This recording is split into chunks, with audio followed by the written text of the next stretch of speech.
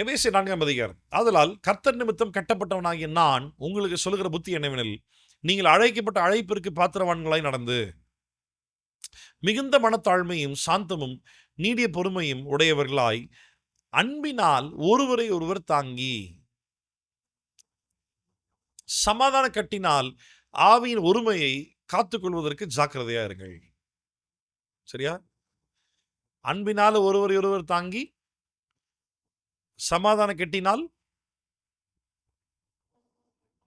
ஆவியின் ஒருமையை காத்துக்கொள்ள ஜாக்கிரதையா இருங்கள். தேவன் நமக்கு பரிசுத்த ஆவியை தந்ததற்கான காரணம் புரியுதா? ஏன்னா without the holy spirit you can not find oneness within the believers. பரிசுத்த ஆவியினுடைய நடத்துதல் இல்லாம, இல்லை இயேசு பரிசுத்த ஆவியை நமக்கு தராம, ஆண்டவருடைய பிள்ளைகள்னு சொல்லக்கூடிய நம்ம எல்லாருமே ஏக சிந்தை உள்ளவர்களாய், ஒரே எண்ணம் உள்ளவர்களாய், ஒரே டார்கெட் உள்ளவர்களாய், ஒரே இலக்கை நோக்கி ஓடுகிறவர்களாய் நாம் இருப்பதற்கு வாய்ப்பே கிடையாது. சபையில் சொல்லப்படுற காரியத்தின்படி கீழ்ப்படியாம, சபையில் சொல்லப்படுற காரியத்தின்படி செயல்படாம, சபையில் உபதேசமாய் போதிக்கப்படுற காரியத்திற்கு ஓகே சொல்லாம யார் யாரெல்லாம் வேறு விதத்தில் செயல்படுகிறார்களோ அவங்க எல்லாருமே தேவ ஆவியினால் நடத்தப்படவில்லை என்பதுதான் அர்த்தம். அப்போ நான் சொல்றதை நீங்க எல்லாரும் கேட்டாகணும் அப்படின்றது எனக்கு தெரிஞ்சு, அதை நான் நல்லா புரிஞ்சுக்கிட்டு உங்களை எனக்கு ஏற்ற மாதிரி நான் நடத்தக்கூடாது, உங்களை தேவனுக்கு ஏற்ற விதத்தில் நடத்தினா மட்டும்தான் நான் இங்கே ஆண்டவருக்கு முன்பாக உண்மையுள்ள ஊழியக்காரனா இருக்க முடியும். ரைட்டா? அப்போ எல்லாரும் ஒன்றா இருக்கணும். இப்போ எனக்கு தினேஷெல்லாம் எனக்கு யாருன்னே தெரியாது. ஆமாம், அவ யாருன்னே தெரியாத ஒருத்தன் நீ என்னடானா என் கூட பிறந்த என் தம்பியை விட பயங்கர என்கிட்ட என்னுடைய எங்கள் அம்மா வயிற்றில் பிறந்த என் கூட பிறந்த சகோதரர்களை விட இவனுடைய கிறிஸ்துவுக்குள்ளே இவன் எனக்கு மிகப்பெரிய ஒரு சகோதரனாக இருக்கிறான். எப்படி சாத்தியம்? தேவன் தந்த பரிசுத்த ஆவியானவர் தான் சாத்தியம். அந்த பரிசுத்த ஆவியானவர் இப்போ எனக்குள்ள இருந்து மட்டும் என்ன லீட் பண்ணுறவர் இருக்கக்கூடாது, தினேஷ்குள்ளேயும் இருந்து லீட் பண்ணுறவராக இருக்கணும். நம்ம எல்லாருக்குள்ளேயும் அதே ஆவியினுடைய நடத்துதல் இருந்தால் மட்டும்தான், அதை வசனம் சொல்றது, மாம்ச சிந்தையை களைந்து ஆவியின் சிந்தையை தரித்து கொள்ளுங்கள். Take away the carnal nature and put on the new man of the spirit of God. பரிசுத்த ஆவியினால் நடத்தப்படுற அந்த ஆவியின் நடத்துதலை தரித்து கொள்ளுங்கள். சரியா? அப்போ பாருங்க என்ன சொல்லாது பாருங்க, கர்த்தர் நிமித்தம். எனக்கு இந்த 4ஆம் அதிகாரம் ஸ்டார்டிங் வாசிக்கும் போதே அந்த பவுலுடைய அந்த ஒரு விசுவாச அறிக்கை இருக்குது பாருங்களேன், வேற லெவல். அது ஆக்சுவலாக நம்மளாம் அதை பார்த்து கற்றுக்கணும். 4ஆம் அதிகாரம் ஸ்டார்டிங் வாசிக்கும் போதே கர்த்தர் நிமித்தம் கெட்டப்பட்டவனாகிய நான். ஆனால் பவுலுடைய ரியாலிட்டி என்ன? ரோம அதிகாரிகள் மூலமாக கெட்டப்பட்டிருக்குது. கரெக்டா? ரோம அதிகாரத்தால் கெட்டப்பட்டிருக்கிற நான் உங்களுக்கு சொல்ற ஒரு அட்வைஸ் என்ன தெரியுமா? அப்படி சொல்லலை, என்னை அவனும் கெட்டிலாம் வைக்க முடியாது, நான் கிறிஸ்துவுக்குள் கெட்டப்பட்டிருக்கிறேன். அந்த விசுவாச அறிக்கையை பாருங்க. நான் எங்கே இருக்கிறேன், எங்கே வாழ்கிறேன், எனக்கு யார் அதிகாரியாக இருக்கிறா, யார் என்னை கட்டுப்படுத்துறா, யார் அலோவ் பண்ணுறா, அலோவ் பண்ணலை, அதெல்லாம் சும்மா அந்த உலகத்தில் அதெல்லாம் ஒன்றுமே கிடையாது. என் விசுவாசம் என்ன தெரியுமா? உலகத்தில் இருக்கிற மனிதர்கள் யாரும் என்னை கட்டுப்படுத்த முடியாது, நான் கிறிஸ்துவுக்குள் கட்டப்பட்டிருக்கிறேன். பால் வந்து வேர்ல்டு ரியாலிட்டி பற்றி பேசலை. பால் வந்துட்டு அவரோட சிச்சுவேஷனல் ரியாலிட்டி பற்றி பேசலை. சூழ்நிலையின் யதார்த்தத்தை பற்றி பவுல் பேசலை. விசுவாச அறிக்கையை தான் பண்ணுறார். கிறிஸ்துவின் நிமித்தம் கெட்டப்பட்டவனாகிய நான். அது வாசிக்கும் போதே அப்படியே ஒரு பூஸ்ட் கிடைச்ச மாதிரி இருந்துச்சு. கிறிஸ்துவின் நிமித்தம் கெட்டப்பட்டவனாகிய நான். இப்போ பவுல் இதை எழுதும் பொழுது இந்த நிலைமையில் நம்ம யாராவது இருந்ததுன்னு வச்சுக்கங்களேன், என்ன பண்ணியிருப்போம் சொல்லு? இருக்கிற எல்லா பாஸ்டர் வீட்டில் கூப்பிட்டு தண்ணியை தெளித்து ஜெபம் பண்ணி, எல்லா ஊழியத்திலையும் போய் 50 ரூபா 100 ரூபா 500 ரூபா கொடுத்து எண்ணெய் டப்பாவாக வாங்கி வீடை ஃபுல்லாக அடுக்கி வச்சு தெளித்து போட்டு, ஆமாம், எல்லா ஊழியக்காரட்டையும் ஃபோன் பண்ணி ஜெபம் பண்ணுங்க ஜெபம் பண்ணுங்க ஜெபம் பண்ணுங்கன்னு சொல்லி கேள்வியாக கேட்டு புலம்பி தள்ளி ஆண்டவர் இருக்கிறாரா இருந்தாரா எனக்கு ஏன் இந்த பிரச்சனை? ஆனால் பவுலை பார்த்து கற்றுக்கோ. பவுலுடைய பிரச்சனை பயங்கரமாக இருக்குது. தெளிவாக சொல்கிறாரு, கர்த்தர் நிமித்தம் கெட்டப்பட்டவனாகிய நான் உங்களுக்கு சொல்லுகிற புத்தி என்னவெனில், நீங்கள் அழைக்கப்பட்ட அழைப்பிற்கு பாத்திரவான்களாய் நடந்து. எப்படி அழைச்சார், ஏன் அழைச்சார், அந்த அழைப்பில் என்ன அதெல்லாம் பார்ப்போம். நம்ம இப்போ பேசிக்காக இங்கேருந்து ஸ்டார்ட் பண்ணும்போது சொல்லுவோம், உன்னை ஆண்டவர் ஏன் அழைச்சாருன்னு உனக்கு தெரியணும். அந்த அழைப்புக்கு ஏற்ற விதத்தில் நீ நடந்துக்கணும். முதல்ல ரொம்ப முக்கியம். அழைப்புக்கு ஏற்ற விதத்தில் நடந்து கொண்டு அது எப்படி நடந்தணும்னு எக்ஸாம்பிள் சொல்றாரு பாரு. மிகுந்த மனத்தாழ்மையை. நம்ம ஆட்கள் வந்துட்டு ரொம்ப தாழ்மையாக நடிப்பாங்க, பார்த்துருக்கியா? பா ஆமா. சிவாஜியே தோத்துரும்னு வச்சுக்கோயேன், நம்ம மாட்டில் போடுற ஆக்டிங்ல. ஆமா. ஐயோ! அந்த ஹம்பிள்னஸ் பார்த்தா, ச்சே! இப்படி ஒரு தம்பி நம்ம சர்ச்சுல இந்த மாரி ஒரு தம்பி எங்கேயாவது பார்க்க முடியுமா? இந்த நெறைய கல்யாணத்துல பார்த்துருக்கிறேன். பாஸ்டர் வந்து அந்த பையனுக்கோ, இல்ல அந்த ஒரு பொண்ணுக்கோ பயங்கரமா பொண்ணு பார்க்குற இடத்துல பயங்கரமா சர்டிஃபிகேட் குடுத்துருவாப்புல. இந்த தம்பி மாரி ஒழுக்கமுள்ள தம்பி எங்க சபையில யாரும் இல்ல தெரியுமா? இந்த தம்பியெல்லாம் கெட்டிக்கிறது நீங்க குடுத்து வச்சுக்கணும்னு பயங்கரமா சொல்றாரு. கல்யாணத்துக்கு அப்புறமா தான் தெரியும். பாஸ்டர போட்டு கிழி. ஐயோ! என்னையா சொன்ன நீ இந்த பையன பத்தி நீ? மேட்டர் என்னன்னா, பாஸ்டர் மேல இந்த பையன் போட்ட நாடகம், டிராமா கம்பெனி எல்லாம். ஆமா. அந்த அளவுக்கு நடிச்சு காட்டியிருக்காய்ங்க. தாழ்மையா இருக்கிறவன் நடிக்கிறது இல்ல. மிகுந்த மனத்தாழ்மையும். மனைவிக்கு புருஷன்கிட்ட ஹம்பிள்னஸ் வேணும். புருஷனுக்கு மனைவி கிட்ட அத்தாரிட்டி வேணும். சாரி, புருஷன் மனைவி மேல அத்தாரிட்டி வேணும். மனைவி புருஷன் கிட்ட ஹம்பிளா இருக்கணும். பிள்ளைகள் பெற்றோர்கள் கிட்ட ஹம்பிளா இருக்கணும். பெற்றோர்கள் பிள்ளைகள் மேல அத்தாரிட்டேட்டிவா இருக்கணும். அது அன்பாவும் இருக்கணும், அத்தாரிட்டேட்டிவா அதிகாரமாவும் இருக்கணும். குடும்பமானது சபையில போதகருக்கு கீழ்ப்படிந்திருக்கணும். போதகர்கிட்ட, பாஸ்டர் கிட்ட ஹம்பிளா இருக்கணும். பாஸ்டர் வந்து சபையை ஆண்டு கொள்ள வேண்டும். எப்படி? அன்போடு. இருமாப்பாய் அல்ல, அன்போடு ஆண்டு கொள்ள வேண்டும். சபையானது கிறிஸ்துவிடத்தில் தாழ்மை உள்ளவர்களா இருக்கணும். ரொம்ப முக்கியம். அந்த ஸ்டெப்ஸ் நல்லா புரிஞ்சுக்கங்க. வேலை செய்கிற இடத்துல வேலைக்காரர்களும் எஜமான் கிட்ட தாழ்மையாக இருக்கணும். இதை வந்து நம்ம அடுத்த அதிகாரத்தில் பார்ப்போம். அடுத்து இது கண்டினியூ பண்ணி அதுதான் பவுல் சொல்லியிருப்பார். நம்ம நீ 4ஆம் அதிகாரத்தை மட்டும் பார்ப்போம்.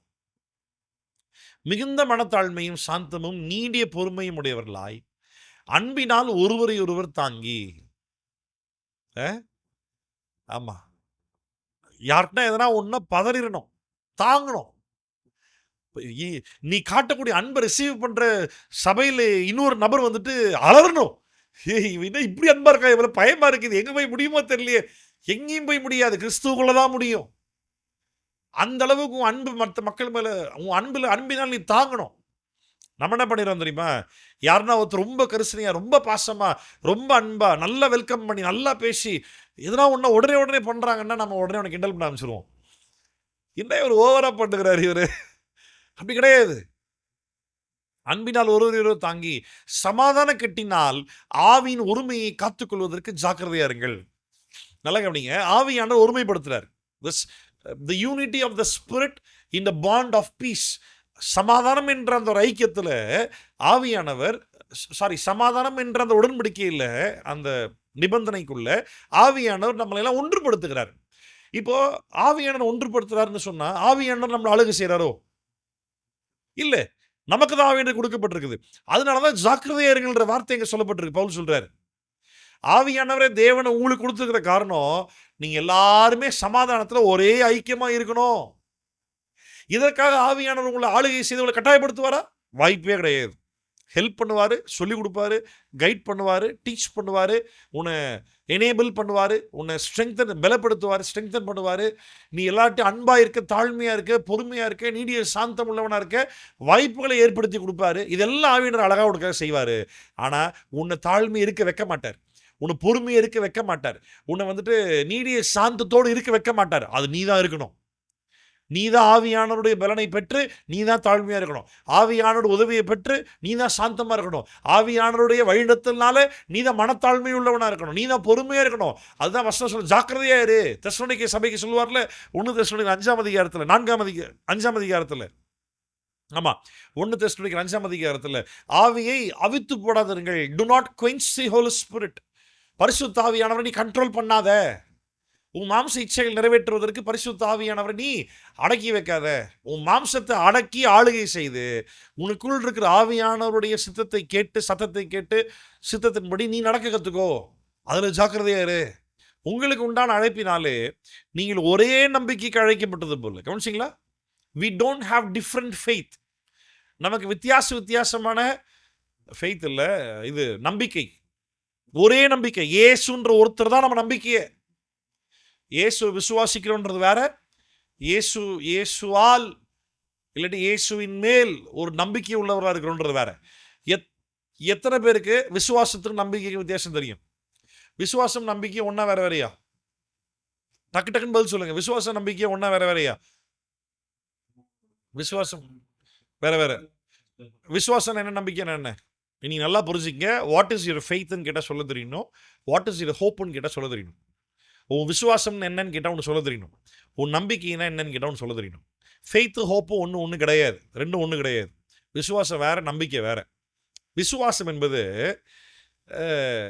இப்போ நல்லா கவனி, விசுவாச நம்பிக்கை ரெண்டுமே நான் இயேசு மேல் தான் வச்சிருக்கிறேன். இப்போ அது கேள்வியே கிடையாது. என் விசுவாசமும் இயேசுவை சார்ந்து தான் இருக்குது, என் நம்பிக்கையும் இயேசுவை சார்ந்து தான் இருக்குது.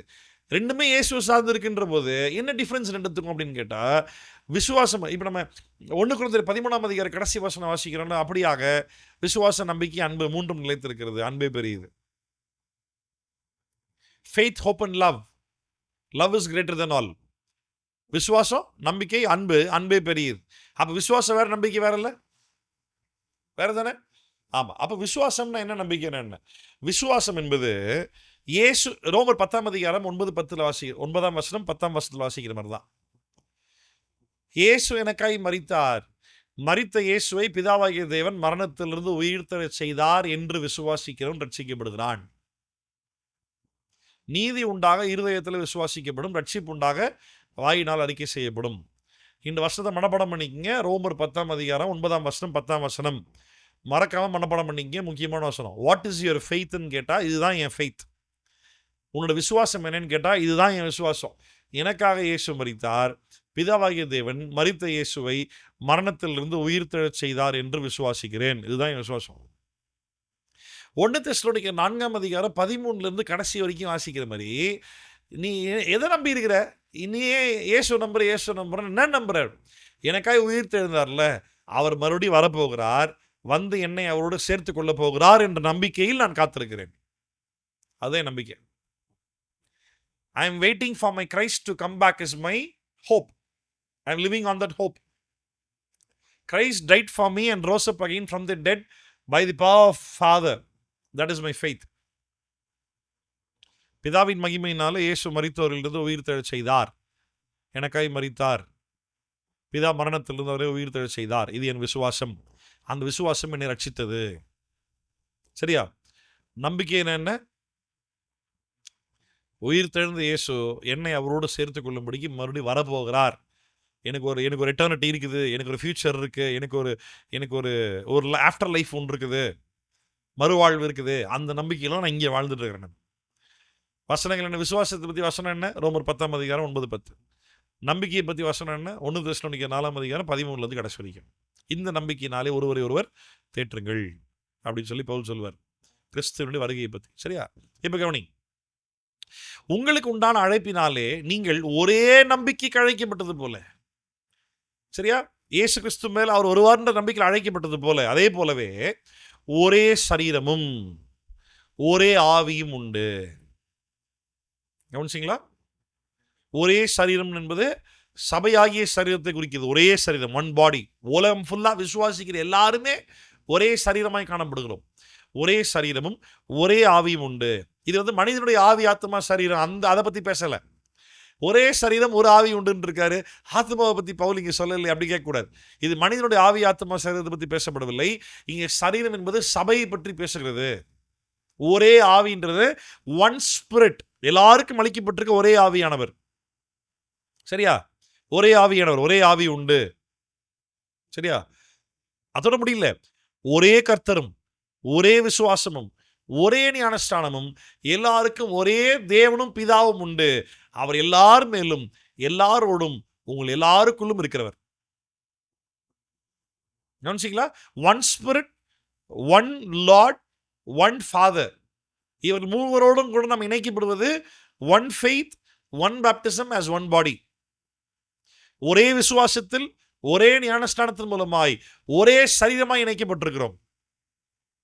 நம்ம யாருக்குள்ள? ஒரே ஆவியானவர் மூலமாய், ஒரே கிறிஸ்துவால், ஒரே பிதாவுக்குள், ஒரே விசுவாசத்தால், ஒரே ஞானஸ்தானத்தின் மூலமாய் ஒரே சரீரமாய் மாற்றப்பட்டிருக்கிறோம். எதுக்குள்ள அப்படின்னு சொல்லி கேட்டீங்கன்னா, ஒரே ஒரு பரிசுத்த ஆவியானவர் மூலமாய் ஒரே கிறிஸ்துவினால் ஒரே ஒரு பிதாவுக்குள் சேர்க்கப்பட்டிருக்கிறோம்.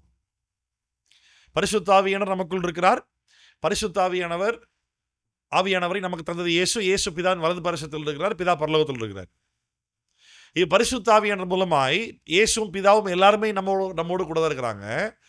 அதுதான் மீனிங் அதுக்கு. அப்படின்னா என்ன அர்த்தம் அப்படின்னா, பரிசுத்த ஆவியானவர் எல்லளவிலும் பிதாவுக்கும் இயேசுவுக்கும் குறைந்தவர் அல்ல. பரிசுத்த ஆவியானவர் நமக்குள்ள இருக்கிறார் அப்படின்னா அது இயேசு இருக்கிறதுக்கு சமம், அது பிதா இருக்கிறதுக்கு சமம். ஆனால் லிட்ரலாகவே இயேசுவும் பிதாவும் நமக்குள்ளே இருக்காங்களான்னு கேட்டால் இல்லை. பரலோகத்தில் இயேசு ஒரு பிதா இருக்கிறார், பிதாவின் வலது பாசத்தில் இயேசு இருக்கிறார், அவர் வாக்குப்படின ஆவியானவர் நமக்குள் இருக்கிறார். இன்னொரு முறை கூட சொல்லிடுறாங்க. நீங்க ஒரே விசுவாசத்தின் மூலமாய் நம்ம எல்லாரும் ஒரே காரியத்தை விசுவாசித்தோம். என்னென்னு விசுவாசித்தோம்? இயேசு மரித்தார், மரணத்திலிருந்து பிதாவாகிய தேவன் உயிர்த்தெழச் செய்தார் என்று விசுவாசித்தோம். அந்த விசுவாசத்தினால நாம் ஞானஸ்தானம் பெற்றோம். மரணத்துக்குள்ளாக ஞானஸ்தானம், ரோமர் 6ஆம் அதிகாரம். அவருடைய மரணத்துக்கு ஞானஸ்தானத்தின் மூலமாய் நீங்கள் அவருடைய மரணத்தின் சாயல் இணைக்கப்படுவீர்களானால் அவருடைய உயிர்த்தெழுதலின் சாயலிலும் இணைக்கப்படுவீர்கள். ஒரே ஞானஸ்தானம், இயேசுவின் உயிர்த்தெழுதலின் சாயலில் இணைக்கப்பட்டிருக்கிறோம். சரியா? இப்போ இந்த ஞானஸ்தானம் எடுத்தவங்களுக்கு மட்டும்தான் கம்யூனியன். ஞானஸ்தானம் எடுத்தவங்க தான் ரியல் சர்ச். ஞானஸ்தானம் எடுத்தவங்க தான் ரியல் பாடியாக மாறுறாங்க. அதான் சொல்லிக்கிட்டு அதை பவுல் சொல்றாரு, ஒரே விசுவாசத்தால் ஒரே ஞானஸ்தானத்தால் ஒரே சரீரமாய் மாற்றப்பட்டிருக்கிறோம். இது எப்படி நடந்தது? ஒரே பரிசுத்த ஆவியானவரால் ஒரே இயேசு மூலமாய் ஒரே பிதாவிற்குள் நாம் இணைக்கப்பட்டிருக்கிறோம். திருத்துவத்தை பக்காவாக ப்ரூவ் பண்ணலாம் இந்த 3 வருஷங்கள் வச்சு. இங்கே ஸ்பிரிட்ன்ற வேர்டு இங்கிலீஷ் பைபிளில் கேபிட்டல் எஸ் போட்டிருக்கிறாங்க. அப்படின்னா ஸ்மால் எஸ் போட்டிருந்த ஸ்பிரிட்டுக்கு ஸ்மால் எஸ் வந்துருந்துச்சுன்னா மேபி அசுத்தாவியை சொல்லலாம். இல்லாட்டி மைண்டு அப்படின்னா என்ன சொல்றது? இப்போ இந்த கேம் விளையாடும் போது தடிக்கு கீழே விழுந்துருவாங்க.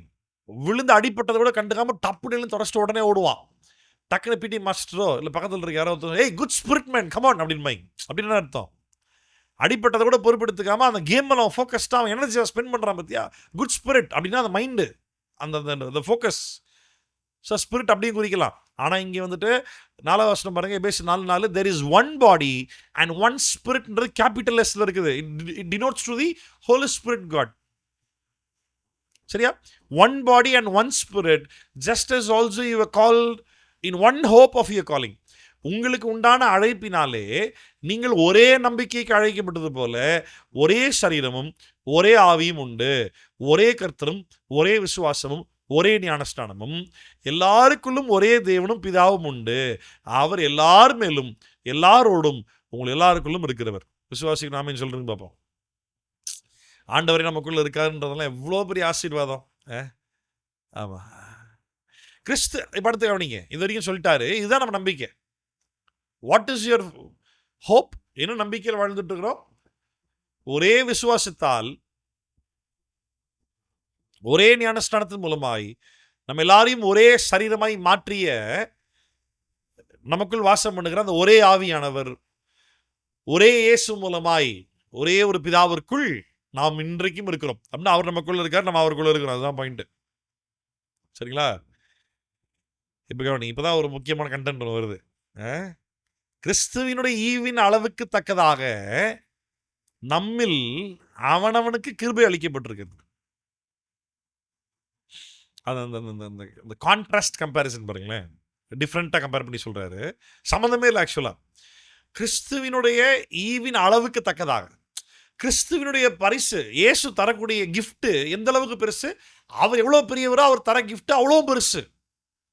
ஆனால் அவர் எவ்வளோ பெருசாக இருக்கிறாரோ அதுக்கேற்ற மாதிரி அவர் கிஃப்ட் தரலையாமா.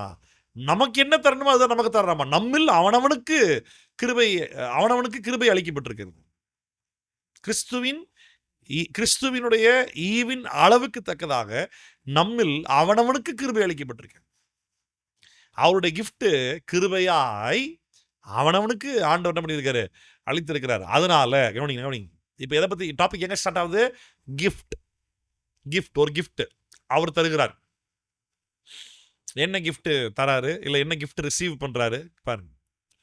ஆதலால் அவர் உன்னதத்திற்கு ஏறி 7வது வசனம் பண்ணி கவனிங்க. கிறிஸ்துவினுடைய ஈவின் அளவுக்கு தக்கதாக, ஈவுனா பரிசு, கிறிஸ்து தரக்கூடிய பரிசின் அளவுக்கு தக்கதாக நம்மில் அவனவனுக்கு கிருபை அளிக்கப்பட்டிருக்குது. சரி, என்ன கிருபை? அதனால அப்படி கிருபை அளிக்கப்பட்டிருக்கு அப்படின்னா, ஆதலால் அவர் உன்னதத்திற்கு ஏறி சிறைப்பட்டவர்களை சிறையாக்கி மனுஷர்களுக்கு வரங்களை அளித்தார் என்று சொல்லி இருக்கிறார். ஏறினார் என்பதினாலே அவர் அதற்கு முன்னே பூமியின் தாழ்விடங்களில் இறங்கினார் என்று விளங்குகிறது அல்லவா?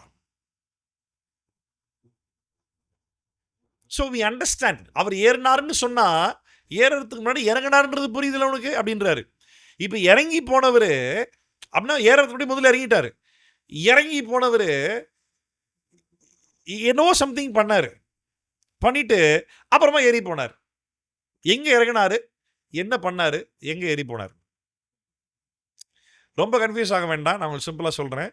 இந்த ஒரு வருஷத்துல இந்த ஒரு வசனம் டீட்டெயில்டா பவுல் அப்படியே எக்ஸ்பிளைன் பண்ணி எழுதவில்லை. அவருக்கு புரிஞ்ச ஒரு காரியத்தை அவர் ஜஸ்ட் எழுதிட்டாரு, ஃபுல்லாக எக்ஸ்பிளைன் பண்ணி எழுதலை. ஸோ நம்மகிட்ட ஃபுல் ஆன்சர் இல்லை, பட் ஸ்டில் நம்ம அண்டர்ஸ்டாண்ட் பண்ண முடியும். அதனால இதை வந்துட்டு நிறைய பைபிள் ஸ்காலர்ஸ் பல விதங்களில் பல கண்ணோட்டங்கள் இதை பார்க்குறாங்க. நான் இதை எப்படி பார்க்குறேன், நான் இதை எப்படி விசுவாசிக்கிறேன் அப்படின்றத சொல்லித்தரேன், நல்லா கவனிங்க. அவர் உன்னதத்திற்கு ஏறி சிறைப்பட்டவர்களை சிறையாக்கி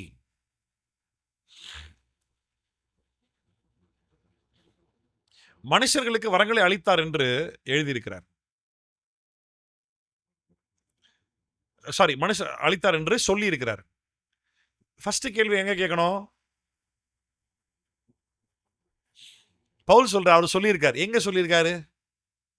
கரெக்டா சொல்லியிருக்காருன்னு சொல்லி சொன்னார்ல, எங்க சொல்லியிருக்காரு? அதனால அவர் உன்னதத்திற்கு ஏறி சிறைப்பட்டவர்களை சிறையாக்கி மனுஷர்களுக்கு வரங்களை அளித்தார் என்று சொல்லியிருக்க. எங்க சொல்லியிருக்காரு? சங்கீதம் 68 அதிகாரம். திருப்பிங்க பார்ப்போம். சங்கீதம் 68 அதிகாரம் 18 வசனம். சங்கீதம் 68:18. தேவரீர் உன்னதத்திற்கு ஏறி சிறைப்பட்டவர்களை சிறையாக்கி கொண்டு போனீர். கவனிக்கிறீங்களா? படிக்கிறீங்களா? 68:18. சங்கீதம் 68:18. தேவரீர் உன்னதத்திற்கு ஏறி சிறைப்பட்டவர்களை சிறையாக்கி கொண்டு போனீர். தேவனாகிய கர்த்தர் மனுஷருக்குள் வாசம் பண்ணும் பொருட்டு துரோகிகளாகிய மனுஷர்களுக்காகவும் வரங்களை பெற்றுக்கொண்டீர். இதுதான் ஆக்சுவலா பால் கோட் பண்றாரு. என்ன code? You have ascended on high, you have led captive your captives, you have received gifts among men, even among the rebellious also, that Yah God may dwell there. ஆண்டவர் மனிதனுக்குள் வாசம் பண்ணுவதற்காக, கவனிங்க, பாவிகளாய் துரோகிகளாய் தேவனுக்கு விரோதமாய் வாழ்ந்த நாட்களில் அவர் நமக்காக நம்மத்தில் இறங்கி வந்து நம்மை பிதாவோடு சேர்க்கும்படிக்காக அவர் வரங்களை வாங்கி கொண்டு வந்தார். எங்கேருந்து வரங்களை வாங்கி கொண்டு வந்தார்? எனக்காக ஒரு சரீரத்தை ஆயத்தம் பண்ணுன்னு கேட்டார்ல, வரத்தை வாங்கிட்டு வந்தார். சரீரத்தை வாங்கிட்டு பூமிக்கு இறங்கி வந்தார். வந்தவர் சிலுவையின் வேலையை முடிச்சுட்டு, இப்போ நல்லா கவனி, இதில் ஒரு நிறைய கேள்வி இருக்குது. இதில் எந்த கேள்விக்குமே நான் ஆன்சர் பண்ண முடியாது, ஏன்னா பைபிளில் அதை பற்றி பேசப்படலை. பைபிளில் இல்லைன்னா நான் இல்லைன்னு தான் சொல்ல போகிறேன். மரித்து 3 நாள் உயிர் தெழுந்ததுக்கு முன்னாடி இந்த கேப்பில் பண்ணாரா, இல்லை உயிர் தெழுந்த பின்பு இதை பண்ணாரா, இல்லாட்டி உயிர் தெழுவதற்கு முன்பாக ஒரு பகுதி பண்ணிட்டு உயிர் தெழுந்த பின்பு அடுத்த பகுதியை பண்ணாரா? நோ ஐடியா, தெரியாது. ஆனால் ஒரு சம்பவத்தை பண்ணாருன்னு மட்டும் புரியுது. அந்த சம்பவம் கூட என்ன பண்ணாருன்றதை பற்றி கிளியரான ஐடியா கிடையாது. ஆனால் இங்கே நமக்கு என்ன புரியுதுன்னு மட்டும் பார்ப்போம். சங்கீதம் 68:18 பவுல் கோட் பண்ணும் பொழுது இதை பவுல் என்ன எழுதுறாருன்றது கவனிக்கணும் நல்லா. தேவரீர் உன்னதத்திற்கு ஏறி சிறைப்பட்டவர்களை சிறையாக்கி போனீர். தேவனாகிய கர்த்தர் மனுஷருக்குள் வாசம் பண்ணும் பொருட்டு துரோகிகளாகிய மனுஷர்களுக்காக வரங்களை பெற்றுக்கொண்டீர். இதே விஷயம் இப்போ எபேசியர் 4 அதிகாரத்தில் இப்போ அது அது அது அது ஃபுல்லாக பால் கோட் பண்ணல. அது ஒரு கண்டென்ட்டை மட்டும் பால் கோட் பண்ணுறாரு. அந்த முழு வருஷத்தையும் பாலையும் கோட் பண்ணல. உன்னதத்திற்கு ஏறி சிறைப்பட்டவர்களை சிறையாக்கி மனுஷர்களுக்கு வரங்களை அளித்தார். அங்கே வரங்களை பெற்றுக்கொண்டிருக்கு, வரங்களை அளித்தார்ன்னு இருக்கு. சரியா? அங்கே ஓல்ட் டெஸ்ட்மென்ட் சங்கீதத்திலிருந்து ஒரு வசனத்தை எடுத்து பால் என்ன மீன் பண்ண ட்ரை பண்ணுறான்றது நல்லா கவனிங்க. அவர் உன்னதத்திற்கு ஏறி சிறைப்பட்டவர்களை சிறையாக்கி, இப்போ உன்னதத்திற்கு ஏறின்னு சொல்லும் பொழுது முதல்ல என்ன பண்ணார்? முதல்ல பூமியின் தாழ்விடங்கள் இறங்கினார். இதனுடைய ஒரு ட்ரெடிஷ்னல் வியூன்னு ஒன்று இருக்குது. அந்த ஒரு வியூ நான் பர்ஃபெக்டாக நம்புகிறேன். என்ன அப்படின்னா, இயேசு கிறிஸ்துவுக்கு முன்பாய் வாழ்ந்த ஆட்கள் யாருமே பரலோகத்துக்குள்ளே போனது கிடையாது. இயேசு கிறிஸ்து சிலுவையில் மரித்து உயிர் தெழுற வரைக்கும் லூக்கா 16 அதிகாரத்தில் அதில் வந்துட்டு ஆபிரகாம் லாசருடைய சம்பவத்தை பற்றி சொல்லும் பொழுது ஹேடிஸ் அப்படின்ற பிளேஸ், பாதாளம் இல்லாட்டி ஆபிஸ் அப்படின்ற பிளேஸ். அங்கே தான் வந்துட்டு ஆபிரகாமுடைய மடியில் அந்த லாசரு போய் உட்கார்றான். ஏப்ரஹாம்ஸ் பூசம், அதுக்கு பேரே பரதீஸ்ன்னு சொல்லுவாங்க, இல்லை ஆபிரகாம் மடின்னு சொல்லுவாங்க. பரதீசம் ஆபிரகாம் மடி ரெண்டும் ஒன்று தான். அங்கே வந்து லாசரு போனதாகவும் அந்த ஐஸ்வர்யவான் பாதாளத்துக்கு போனதாகவும், ரெண்டுமே பாதாளன்ற பேர் தான் இருக்குது, போனதாக சொல்லப்படுது. ஒரே இடத்துல இருக்கிறது போல தெரியுது. அந்த ஐஸ்வர்யவான் ஆபிரகாம் பார்த்து கேட்குறான், லாசருடைய சொண்டு வரல ஒரு சொட்டு தண்ணீராவது எனக்கு தர சொல்லுங்களேன் அப்படின்னு கேட்டதுக்கு, ஏதோ பார்க்கறது நீ நம்ம ஒரே இடத்துல இருக்கிற மாதிரி இருக்கும், நீ எங்கேயோ இருக்கிற நான் எங்கேயோ இருக்கிறேன், அதுக்கெல்லாம் வாய்ப்பே இல்லை அப்படின்றாரு. ஸோ இந்த வேத பகுதிகளில் இருக்கக்கூடிய சின்ன சின்ன டீட்டெயில்ஸ் வச்சு இன்னும் ஆண்டவர் முழுமையாய் வெளிப்படுத்தாத, மறைவாக இருக்கக்கூடிய, கண்ணில் காண முடியாத நிறைய அந்த ஆவிக்குரிய உலகத்தினுடைய சம்பவங்களை பற்றி வேத ஆராய்ச்சியாளர்களும் வேத பண்டிதர்களும் என்ன சொல்கிறாங்க அப்படின்னா, பாதாளம் அப்படின்றதனுடைய 2 பகுதி இருக்காமா. அக்கினி கடல், எரிநரகம் அக்கினி கடல், அந்த பாட்டம்லெஸ் பிட் அதுன்றது இல்லாமல் ஆபிஸ், ஹேடிஸ்ன்னு சொல்லி 2 விதமான இடங்கள் தனித்தனியாக இருக்குது. அதை எப்படி நம்ம பைபிள் நமக்கு இது வரைக்கும் சொன்னதில் நம்மளுக்கு நிறைய வருஷத்துக்கு வாசிக்குது. இப்போ வாசிக்க போனோம்னா இது ஒன்று மட்டுமே ஒரு பெரிய ஸ்டடி மாதிரி பேசுகிற மாதிரி ஆகிடும், டைம் பத்தாமல் போயிடும். இப்போ அதை பற்றி வேத பண்டிதர்கள் ஆராய்ச்சியாளர்கள் என்ன சொல்ல ட்ரை பண்ணுறாங்கன்ற ஆன்சர் மட்டும் உங்களுக்கு நான் சிம்பிளாக சொல்கிறேன். நானும் அதுதான் விசுவாசிக்கிறேன். இயேசு மூலமாய் பரலோகம் அப்படின்றது இயேசு வராமல் யாருக்கும் இல்லை. அதை ஒத்துக்கிறீங்களா? புரியுதா உங்களுக்கு? இயேசு மூலமாய் பரலோகம் அப்படின்றது இயேசு பூமியில் வராமல் யாருக்கும் கிடையாது. அப்போது இயேசு பூமியில் வந்து உலகத்தில் இருக்கிற மனிதர்களுக்கு தான் மூலமாக ரட்சிப்பு சீசரில் பார்த்து சொன்னார், நான் போகிற இடத்தையும் அறிந்திருக்கிறீர்கள், நான் செல்லும் வழியும் நீங்கள் அறிந்திருக்கிறீர்கள். உங்களுக்கு தெரியும்னா நீங்கள் வாங்கன்ட்டார். நீ வருவீங்க, பரலோகத்தை வந்துடுவீங்க, நீங்கள் வாங்க, இல்லாட்டி நான் சீக்கிரமாக வந்துடுவேன் அப்படின்ட்டார். Either you tie you come to heaven. அதுதான் நம்ம இன்னைக்கு விசுவாசிக்கிறோம். இவர் பூமியில மரித்தார், இப்பொழுது அவர் ஆண்டவரோடு கூட இருப்பார் அப்படின்றது தான் நம்ம ஒரு அடக்க ஆராதனையில் நான் சொல்லி ஜெபம் பண்ணுறது. வசனம் தான் சொல்லுது நம்மளுக்கு. பழைய ஏற்பாட்டு நாட்கள் நடந்த சம்பவம் வேற, இன்னைக்கு இயேசு கிறிஸ்து மரித்து உயிர் தெழுந்த பிறகு இப்போ நடக்கிற சம்பவம் வேற. இப்போ என்ன நடக்குது? தி moment I close my ice I see God. மரணம் என்ற பெயரில் நான் கண்ணை மூடிய அந்த தருணத்தில், அந்த நொடின்னு கூட சொல்ல முடியாது, நொடியை விட கம்மி தான், நான் செத்த மொமெண்ட்ல அப்படி நான் ஆண்டவர் நேரில் பார்க்க போறேன். The next moment I'm going to be in heaven. அடுத்த நொடி நான் ஆண்டவரோடு பரலோகத்தில் இருக்க போறேன், சந்தேகமே கிடையாது. இயேசு கிறிஸ்துக்கு முன்பாய் நம்ம எபிரேயர் 11ஆம் அதிகாரத்தை வாசிச்சோம்ல, அவர் எல்லாம் விசுவாசத்தால் நற்சாட்சி பெற்றார்கள். அந்த விசுவாசத்தால் பரலோகம் போக வேண்டிய ஆட்கள் பரலோகம் போக முடியல. காரணம் இயேசு அவங்க அறியல. அவர்களை ஆண்டவர் சிறைப்பட்டவர்களை சிறையாக்கி, எதுல சிறைப்பட்டிருந்தாங்க? மரணத்திற்கு பிசாசு அதிகாரியா இருந்தான். அந்த மரணத்திற்குள்ளாய் அவர்கள் சிறைப்பட்டிருந்தார்கள். பிசாசின் தலையை சிலுவையில் நசிக்கினபடினால மரணத்துக்கு அதிகாரியா இருந்த பிசாசை இயேசு ஜெயித்து, இவன் மரணத்துக்கு அதிகாரி பிசாசு ஆனா, இவன் மரணத்துக்கு அதிகாரி பிசாசா இருந்தவனிடத்திலிருந்து இயேசு அதிகாரத்தை பறித்து கொண்டபடினால இப்ப மரணத்துக்கு அதிகாரி இயேசு. மரணம் என்ற பாதாளத்துக்குள் அடைத்து வைக்கப்பட்டிருக்கிறவர்களை இயேசு கேப்சர் பண்ணி, அது வந்து அந்த அந்த கேப்சர்ன்ற கேப்சர் அப்படின்றதுடைய கிரேக்க வார்த்தையும் சரி, பழைய ஏற்பாட்டில் இப்போ சங்கீதம் 68:18 வாசிச்ச அந்த அங்கே வாசிக்கப்படுற எபிரேய மொழியிலும் சரி, அது என்ன மீனிங்ல சொல்லப்பட்டிருக்கு அப்படின்னா, ஏதோ போய் ரெக்வெஸ்ட் பண்ணி கூட்டிட்டு போயிட்டார் அப்படிலாம் இல்லையா, ஃபுல் அத்தாரிட்டி இல்லை. அந்த அந்த அந்த அந்த டக்குனு கிரீக் வேர்ட் ஞாபகம் இல்லை எனக்கு. அவருடைய வேர்டு என்ன சொல்லப்பட்டிருக்கு அப்படின்னா, மீனிங் என்ன அப்படின்னா, அந்த ஸ்பியர் இருக்குல்ல, ஸ்பியர்னா தெரியுமா? ஈட்டினுடைய முனையில வச்சு அப்படி தூக்கிட்டு போயிட்டாரா மொத்த மேல. யாருடைய அதிகாரத்திற்குள் ஆளுகையில் இருந்தாங்க, அவன் அதிகாரத்தை மொத்தமாய் பறித்து இவர் தம்முடைய அதிகாரத்திற்குள்ளாக மக்கள் எடுத்துட்டு பரலோகம் கொண்டு போனாரு அப்படின்றது தான் நம்மளுடைய விசுவாசம். புரியுதா உங்களுக்கு? புரியுதா? ரிப்பீட் பண்ணணுமா? புரிஞ்சுதா? ரைட். அவர் உன்னதத்திற்கு ஏறி சிறைப்பட்டவர்களை சிறையாக்கி மனுஷருக்கு வரங்களை அளித்தார். என்று மனுஷருக்கு என்ன வரங்களை அளித்தார்? பரலோகன்றதான் அவர் வரமே. என்ன வாக்கு பண்ணினார் இயேசு? வரங்கள், வாக்கு தத்துவம், நித்திய ஜீவன் தான். சரியா என்று சொல்லியிருக்கிறார். ஏறினார் என்பதினாலே அவர் அதற்கு முன்னே பூமியின் தாழ்விடங்களில் இறங்கினார் என்று விளங்குகிறது அல்லவா? ஏறினார் என்பதினாலே அவர் அதற்கு முன்பு பூமியின் தாழ்விடங்களில் இறங்கினார் என்று விளங்குகிறது அல்லவா? எல்லாரையும் கேப்சர் பண்ணி கொண்டு மேலே போனார் அப்படின்னா முதல்ல இறங்கி தான் கொண்டு போனார் எல்லாரையுமே. சரியா?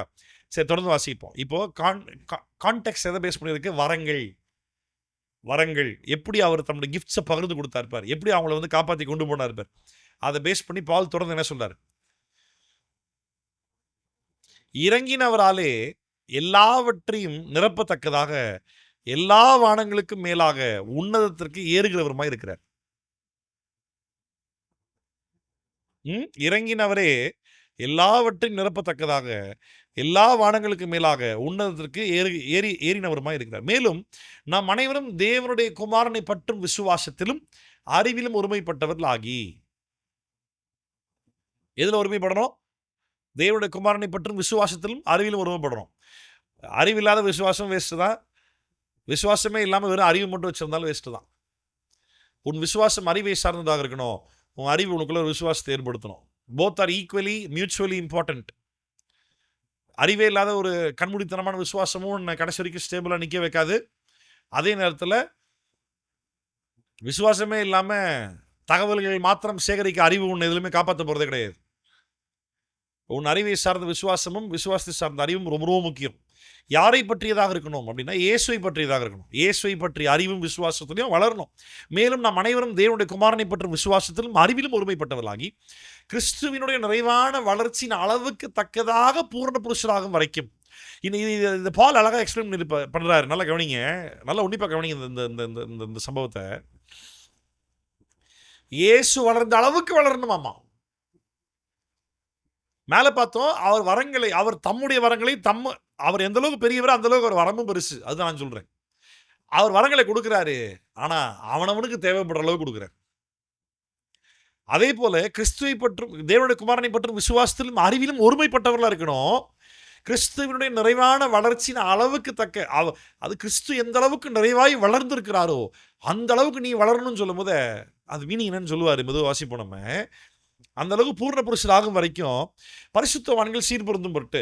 இங்கே சீர்பொருந்தும் பொருட்டுன்ற வார்த்தை ஏதோ பரிசுத்தவான்கள் பாவம் செஞ்சுட்டாங்க, பாவியாக இருக்கிறாங்க, பாவிகள் திருந்தணும், சீர்படணும், பரிசுத்தவான்களே பாவிகள் தான். இல்லை, அந்த மீனிங் கிடையாது. அந்த மீனிங் கிடையாது. பரிசுத்தவான்கள் சீர்பொருந்தும் பொருட்டுன்ற வார்த்தை இங்கிலீஷில் படிச்சு போக நல்லா புரியும். For the equipping of the saints for the work of service. பரிசுத்தவான்கள், அதாவது விசுவாசத்தால் பரிசுத்தமாக்கப்பட்டார்கள். எபேசியர் 2ஆம் அதிகாரம் ஸ்டார்டிங்ல நான் உங்களுக்கு சொல்லி கொடுத்தேன், அவருக்கா? விசுவாசத்தால், எபேசியர் 1ஆம் அதிகாரத்திலே பார்த்தோம். விசுவாசத்தால் மட்டுமே நம்ம எல்லாருமே பரிசுத்தமாக்கப்பட்டிருக்கிறோம், கிரியையினால கண்டிப்பாக கிடையாது. அப்போ விசுவாசத்தால் பரிசுத்தமாக்கப்பட்டிருக்கிற நம்ம விசுவாசத்தால் பரிசுத்தம் ஆனா மட்டும் பத்தாது, அது நம்ம ஆகல, அது ஃப்ரீயாக ஆண்டவர் ஆக்கியிருக்கிறார். நான் அவரை விசுவாசித்தேன், அவர் பரிசுத்தவான் ஆன அப்படின்னால என் விசுவாசத்தால் அவர் பரிசுத்தம் எனக்கு இலவசமாக கிடைச்சது. ஸோ நான் ஒன்றுமே படலை. இப்படி விசுவாசத்தால் பரிசுத்தவான்ற பேர் வாங்கினா மட்டும் பத்தாது தம்பி. அவருடைய வேலையை செய்வதற்காக நீ எக்யூப் ஆகணும், உருவாக்கப்பட வேண்டும். இங்கே சீர்பொருந்தும் பொருட்டு அப்படின்ற வார்த்தை, நீ சீராகணும், ட்ரெயின் ஆகணும், ப்ரிப்பேர் ஆகணும். அது இன்னைக்கு எல்லா கிறிஸ்தவர்களுக்கும் இருக்கு. இப்போ எல்லா கிறிஸ்தவர்கள்கிட்டையும் பிசாசு நல்லா பேசுகிறான், தந்திரமாக பேசுகிறான், லாஜிக்காக, லைட்டாக பிப்ளிக்கலாக, கான்ட்ராக்டிங்காக, முரண்படுற மாதிரி பிசாசு பேசுகிறான். என்ன பேசுகிறான்னு சொல்லு. ஆட என்ன சும்மா பாஸ்டர் சொல்கிறார், அவரு சொல்கிறார், ஏன் உனக்கு தெரியாதா? ஏன் உனக்கு ஆண்டவர் பரிசுத்தவை தெரியலையா? ஏன் உங்ககிட்ட பேச மாட்டாரா? உனக்கு வெளிப்படுத்த மாட்டாரா? இருக்குதா இல்லையா? இந்த சம்பவம் இருக்குதா இல்லையா? ஏன் உனக்கு தெரியாதா? உனக்கு ஆண்டவர் உன்கிட்ட ஜோம் பண்ணால் உனக்கு சொல்ல மாட்டாரா? நீ உன்கிட்ட பேச மாட்டாரா? ஏன் உனக்கு பைபிள் வாசிக்க தெரியாதா? வாசிச்சு ஆவியனர் உனக்கு புரிய வைக்க மாட்டாரா? இதெல்லாமே உண்மைதான். ஆனால் முழுமையாகவே அப்படி மட்டுமே நடத்துறதில்லை. நீயே வாசி, நீயே படித்து, உனக்கே வெளிப்படுத்தி, உனக்கே ஆண்டவர் போதிச்சு, உனக்கே எல்லாம் புரிஞ்சு அப்படி முழுசாக நடத்துறதில்லை. நடத்துகிறார், கண்டிப்பாக பேசுகிறாரு, சொல்கிறாரு, புரிய வைக்கிறாரு, படிக்கும்போது ஹெல்ப் பண்ணுறாரு, உன்னை ஆவியில் வழி நடத்துகிறார், லீட் பண்ணுறார், உணர்த்துகிறார், ஏவுகிறார், வெளிச்சத்தை கொடுக்குறார், தெளிவை கொடுக்குறார். நிறைய விஷயம் நடக்குது, இல்லைன்னு கிடையவே கிடையாது. ஓ மூலமாக பலரும் ஆசீர்வதிக்கப்படுறாங்க, இல்லைன்னு இல்லை. ஆனால் அப்படி மட்டும்தான் கர்த்தர் நடத்துகிறாருன்றது இல்லை. ரைட்டா? அப்படி மட்டும் தான் கர்த்தர் நடத்துறாருன்னு இல்லை. ஏன்னா ஆண்டவர் தேவன் தம்முடைய பிள்ளைகளை ஒரு குறிப்பிட்ட காரியத்திற்கு அழைத்திருக்கிறார். அந்த அழைக்கப்பட்டவர்களை பரிசுத்தவான்கள்னு சொல்றாரு. அந்த பரிசுத்தவான்களை ஆண்டவர் எக்யூப் ஆகணும்னு சொல்றாரு, உருவாக்கப்பட வேணும்னு சொல்றாரு. இவர்கள் அநேகரை உருவாக்குவார்கள் அப்படின்றாரு. ரைட்டா? நமக்கே எல்லாம் தெரிஞ்சிடும், நமக்கே எல்லாம் புரிஞ்சிடும், ஜெபம் பண்ணா கர்த்தர் சொல்லிருவாரு. இப்படிதான் ஒருத்தர் என்கிட்ட சத்தியத்தை சொல்லும் போது ஏற்றிருக்க மனசே இல்லை அவருக்கு. அவர் வந்துட்டு இந்த டிபிஎம் சர்ச் பேக்ரவுண்டை சார்ந்த ஆள் அவர். அவர் வந்துட்டு அவருக்கு புரிஞ்ச உபதேசத்தை பேசிட்டே இருந்தார். அது தப்புன்னு நான் பேசினப்போ அவர் வந்துட்டு ஏற்றுக்க மனசே இல்லை. அப்போ ஏதோ ஒரு பாயிண்ட்ல வந்துட்டு அப்போ எப்படி பார்த்தா உங்களுக்கு இதெல்லாம் தெரியும் அப்படின்னு கேட்டா, நான் படித்தா எனக்கு ஆவியானவர் வெளிப்படுத்துவார். அப்போ நான் சொன்னேன், எனக்கு ஒரு வசனம் டவுட்டாக இருக்குது, இன்னும் பதில் கிடைக்கல, ஆவியானவர்கிட்ட கேட்டு சொல்கிறீங்களா அப்படின்னு. ஆஃப் ஆயிட்டாங்க. எனக்கு படிச்சா எனக்கு ஆவியானவர் வெளிப்படுத்திடுவாரு அப்படின்றது அவ்வளோ போல்டாக உன்னால் சொல்ல முடியுது அப்படின்னா, அப்போ கண்டிப்பாக வந்துட்டு நீ எந்த ஒரு புக்கும் ரெஃபர் பண்ணாமல், இன்டர்நெட்டில் போய் தேடி பார்க்காம, எந்த ஒரு ஊழியக்காரங்கிட்டையும் பேசாமல், யார்கிட்டையுமே கேட்காம, நான் உங்ககிட்ட ஒரு கேள்விக்கு இந்த வருஷத்துக்கு மீனிங் சொல்லுப்பா அப்படின்ன உடனே நீ எடுத்து பைபிளை படித்து கண்ணை மூடி முட்டி போட்டு ஜோம் நீ ஆண்டவரே அவர் கேட்குறாரு சொல்லுங்க ஆண்டவரே, நான் அப்படியே போய் பதிலாக சொல்லிடுறேன்.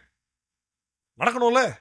ஆவியானவர் லீட் பண்ணுறார், டீச் பண்ணுறார், கைட் பண்ணுறார், இல்லைன்னு சொல்லவே கிடையாது. ஆனால் அது ஆவியானவர் சிஸ்டமேட்டிக்காக எப்படி பண்ணுறாருன்றத கரெக்டாக புரிஞ்சுக்கும். ஒரு குறிப்பிட்ட அளவு வரைக்கும் தனிப்பட்ட விதங்களில் ஒவ்வொருவருக்கும் ஆவியானவர் டீச் பண்ணுறார்.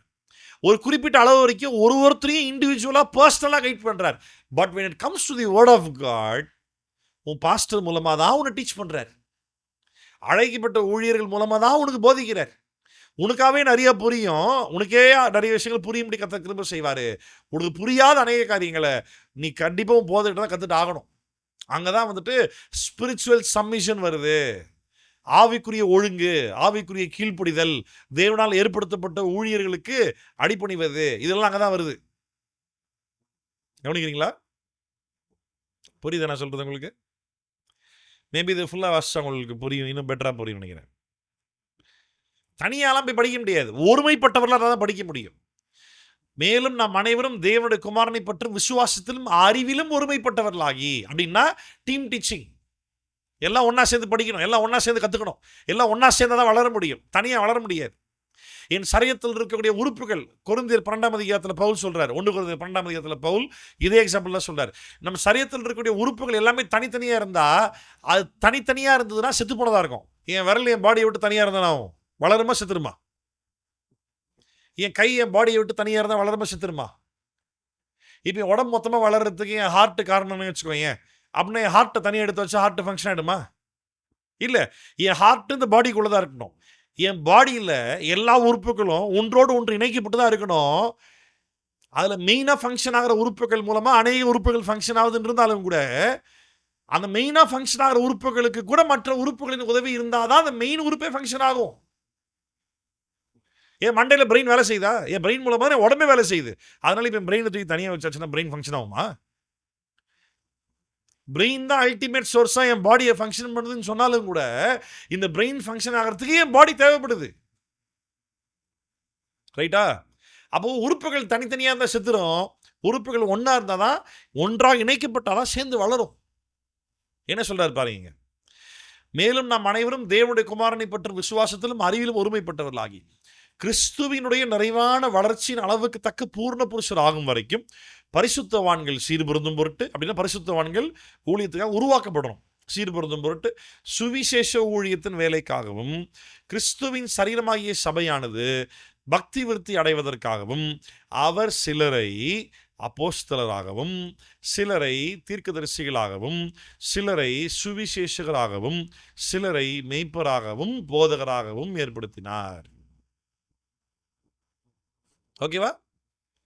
இப்போ அப்போஸ்தலர்கள், தீர்க்கதரிசிகள், சுவிசேஷகர்கள், மெய்ப்பர்கள், போதகர்கள், இந்த 5 அழைப்புள்ள ஆட்களை ஆண்டவர் ஏன் ஏற்படுத்தினாராம்?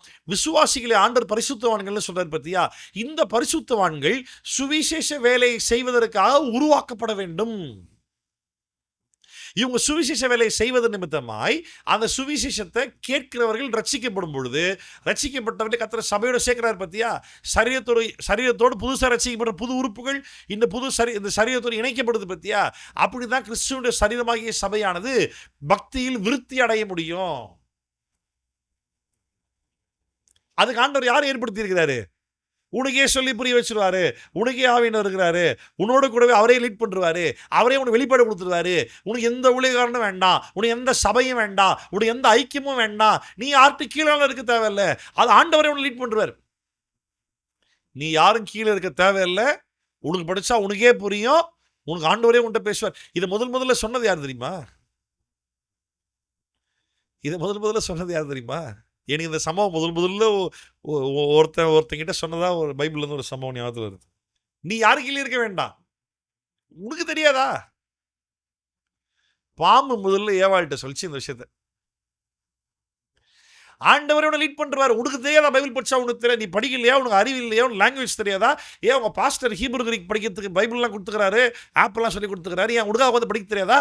எவ்வளோ கமெண்ட்ரிஸ் இருக்குது, உனக்கு நாலேஜ் இருக்குது, ஆன்லைனில் சர்ச் பண்ணி பார்த்துக்கலாம், சாட் ஜிபிடி, டீப் சீக், பெர்ப்ளெக்சிட்டிலாம் இருக்குது, என்ன தேடி படிச்சு உனக்கு என்ன தெரியாது? நீயே படிச்சு உங்களுக்கே பண்ண தெரியாதா? Self dependency is devilism. தன் சுயத்தை சார்ந்து தானாகவே வளருவேன், நானே செஞ்சிருவேன் நினைக்கிறது பிசாசுடைய காரியம். அது தேவராஜ்யத்துடைய காரியமே கிடையாது. தேவராஜ்யம்னு சொன்னா ஒருமைப்பட்டிருக்கணும், இணைந்து இருக்கணும், சேர்ந்து இருக்கணும், ஒருத்தருக்கு ஒண்ணுன்னா தாங்கணும், ஓடணும், அன்புல ஒருத்தர் தூக்கி பிடிக்கணும், ஒருவருக்கு ஒரு உதவிய ஒத்தாசையா இருக்கணும். தனியா போய் ஊழியம் பண்ணலாமா? இயேசுவே தனியாக யாரையும் அனுப்பல. இயேசுவே 2 பேரை தான் அனுப்பிச்சாரு. தனியாலாம் ஒழித்து போகக்கூடாது. ஊழியன்னு சொல்லி நீ கிளம்பி போறது வேற, எப்பவுமே இருக்கிற இடங்கள்ல பக்கத்தில் இருக்க ஆட்கள் கிட்ட இயேசுவை பத்தி சுவிசேஷம் பேசுறது வேற.